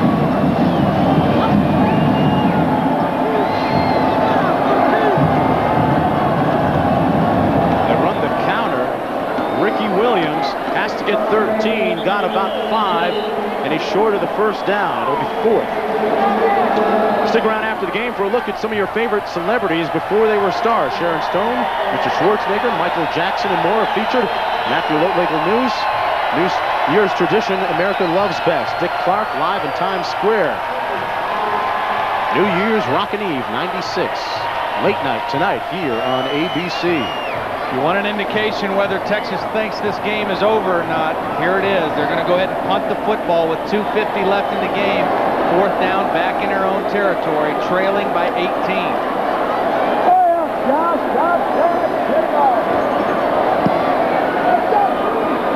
Schultes, and this is Larry Green at the 45. Larry Green has played well today, out to the 48-yard line of the Longhorns. 44 yards of the punt, 8 on the return in the Nokia Sugar Bowl. It's 28-10 for the Hokies. History lesson from Mr. Todd Blackledge. What was that, Todd? I believe it was a statue of Andrew Jackson, famous war hero in the city of Battle of New Orleans.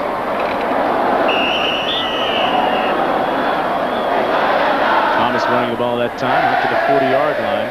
Partner, you sent your New Year's wishes out. I've got to send mine out to my wife Sherry, my little boy Harrison, celebrating his first New Year's, 7 months old, and hopefully he's asleep right now. I'm hoping so for my wife's sake anyway. If he isn't, it's going to be a busy night. Send a little shout out to my son Shay. John Makovic, obviously disappointed. Don't forget, coming up next, before they were stars, the likes of Sharon Stone and Arthur Schwarzenegger and Dick Clark. New Year's Rockin' Eve. Does that guy ever get old? Huh? Him and Joe Paterno, they look the same every year, I'll tell you what. Hey, you make any New Year's resolutions, Todd? I got one. What's yours? I'm off the gumbo. My cholesterol's got to be about 800. I mean, I have had gumbo, etouffee. Yeah, that etouffee was something else. You know, this time there's a special mention I'd like to make. Patty Prater is a big friend of the Texas Longhorn football program. She's recovering from surgery in Austin right now. And the coaches' wives and the team and the coaching staff all want her to get well very soon. And to get better. 2nd down and 10 with 2:19 to play. Virginia Tech leads in the Nokia Sugar Bowl 28-10. Wayne Thomas out to the 38-yard line. Texas with 2 timeouts remaining. And Kansas State pummeling Stanford. Kansas State, another member of the soon-to-be Big 12 Conference. You know, if Texas does the right thing, they'll give John Makovic a healthy contract very soon. Now this game tonight, and really only this second half, not indicative of the kind of season that the Texas Longhorns had. They just got overwhelmed here in the second half, and it was really a span of about 5 or 6 minutes where the game just got away from them, and the Virginia Tech defense took control. And Stoney Clark The erstwhile poet, and present poet at that, has just been tossed from the game. And when you throw a man as big as Stoney Clark out of the game, you're a brave soul. Stoney, you say, sir. Ejected. Sir, please leave the field, sir. Texas obviously frustrated, trying to get the football. And really the football, Dwayne Thomas gave it to Stoney Clark, and Stoney Clark threw it back. And as is mostly the case, it's always the second action that gets caught, and that time Stoney Clark. Plus, he, as you mentioned, he's too large of a target to miss. I mean, if you do something like that when you weigh over 300 pounds, and you're going to get seen. Not uncommon for Stoney to walk into a club and start reciting some poetry. He's presently working on his own autobiography. Likes to write. This time I'd like to mention people from Nokia have been extremely good to us this year at this bowl during the last couple of days. We mentioned that Texas, the game kind of got away from them. In an 8-minute and 40-second span here in the fourth quarter, they had 4 turnovers, and that's when the game turned completely in the favor of Virginia Tech. And now it's just a matter of the Hokies kind of running out the clock, and a couple personal foul penalties gives them great field position to do that. Let's go downstairs to Dean. Guys, I just received a fax, and you know I try to keep on top of everything. My family's pretty upset. You know, you guys are up there pumping all years. I think I don't love them anymore. Mom and Dad, brothers, and all my friends, I love you, and see you soon. All right, there you go. Now he's square. I also told a guy that I would do this for him. John Boleyn, the recruiting coordinator for Virginia Tech. He and his wife just had a baby daughter, and he had to leave to come down to the bowl game. Her name is Jordan Gray Boleyn, and Happy New Year to Jordan Gray. Split backs, now shifting into the eye with 1:50 remaining on the season. A fumble, and now it's ruled down at the 30-yard line.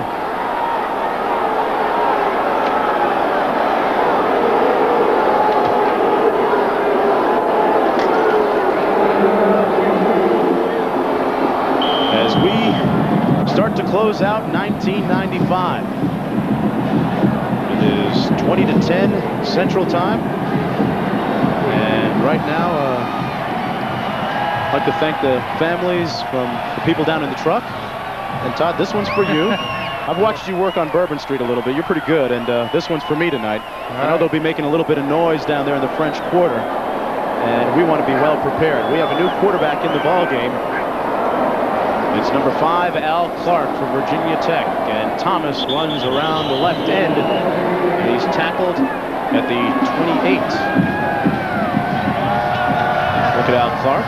His numbers on the season. You know, Ricky Bussell told me in our meetings that when he came back from South Carolina this year, the other coaches thought that Al Clark might be the starting quarterback, might be the best guy for the job. But he said Jim Druckenmiller just kind of took the job into his own hands in the spring. He won it outright and has really had a productive junior season. But Al Clark is a guy that's got a lot of talent, a lot of ability, and a bright future here. A redshirt freshman out of Washington, D.C. So on the last day of 1995, the Virginia Tech Hokies will win their 10th consecutive game for the first time in school history. This in their 9th bowl appearance. They are now 7-0, Frank Beamer's crew is, on the road this year. Before They Were Stars is coming up next. The ABC Sports banner located behind the goalpost has been inserted in this telecast through electronic imaging. Amazing technology, isn't it? 15 seconds to play.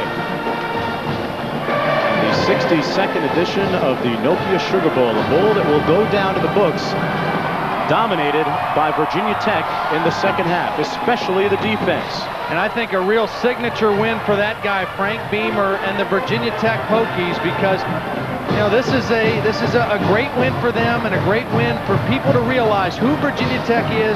They're from the Big East Conference. They're not in the ACC, and they play a good brand of football. And tomorrow, more good football in the Comp USA Florida Citrus Bowl. Ohio State takes on Tennessee, followed by the Rose Bowl, USC against Northwestern. Cody Whipple in the ball game now. Today's game, produced by Jim Ressler, directed by Norm Sammet, and a great job by all the people that you never get a chance to see on camera. The final score, 28-10, Virginia Tech over Texas. Mark, we said it was the Virginia Tech defense against the Texas offense. Texas had 226 total yards, their lowest output of the season. And that's the play that Frank Beamer didn't call today. For Dean Blevins and Todd Blackledge, I'm Mark Jones. The final score, 28-10. Folks, it was all good in 95. All the best and Happy New Year in 96. See you later.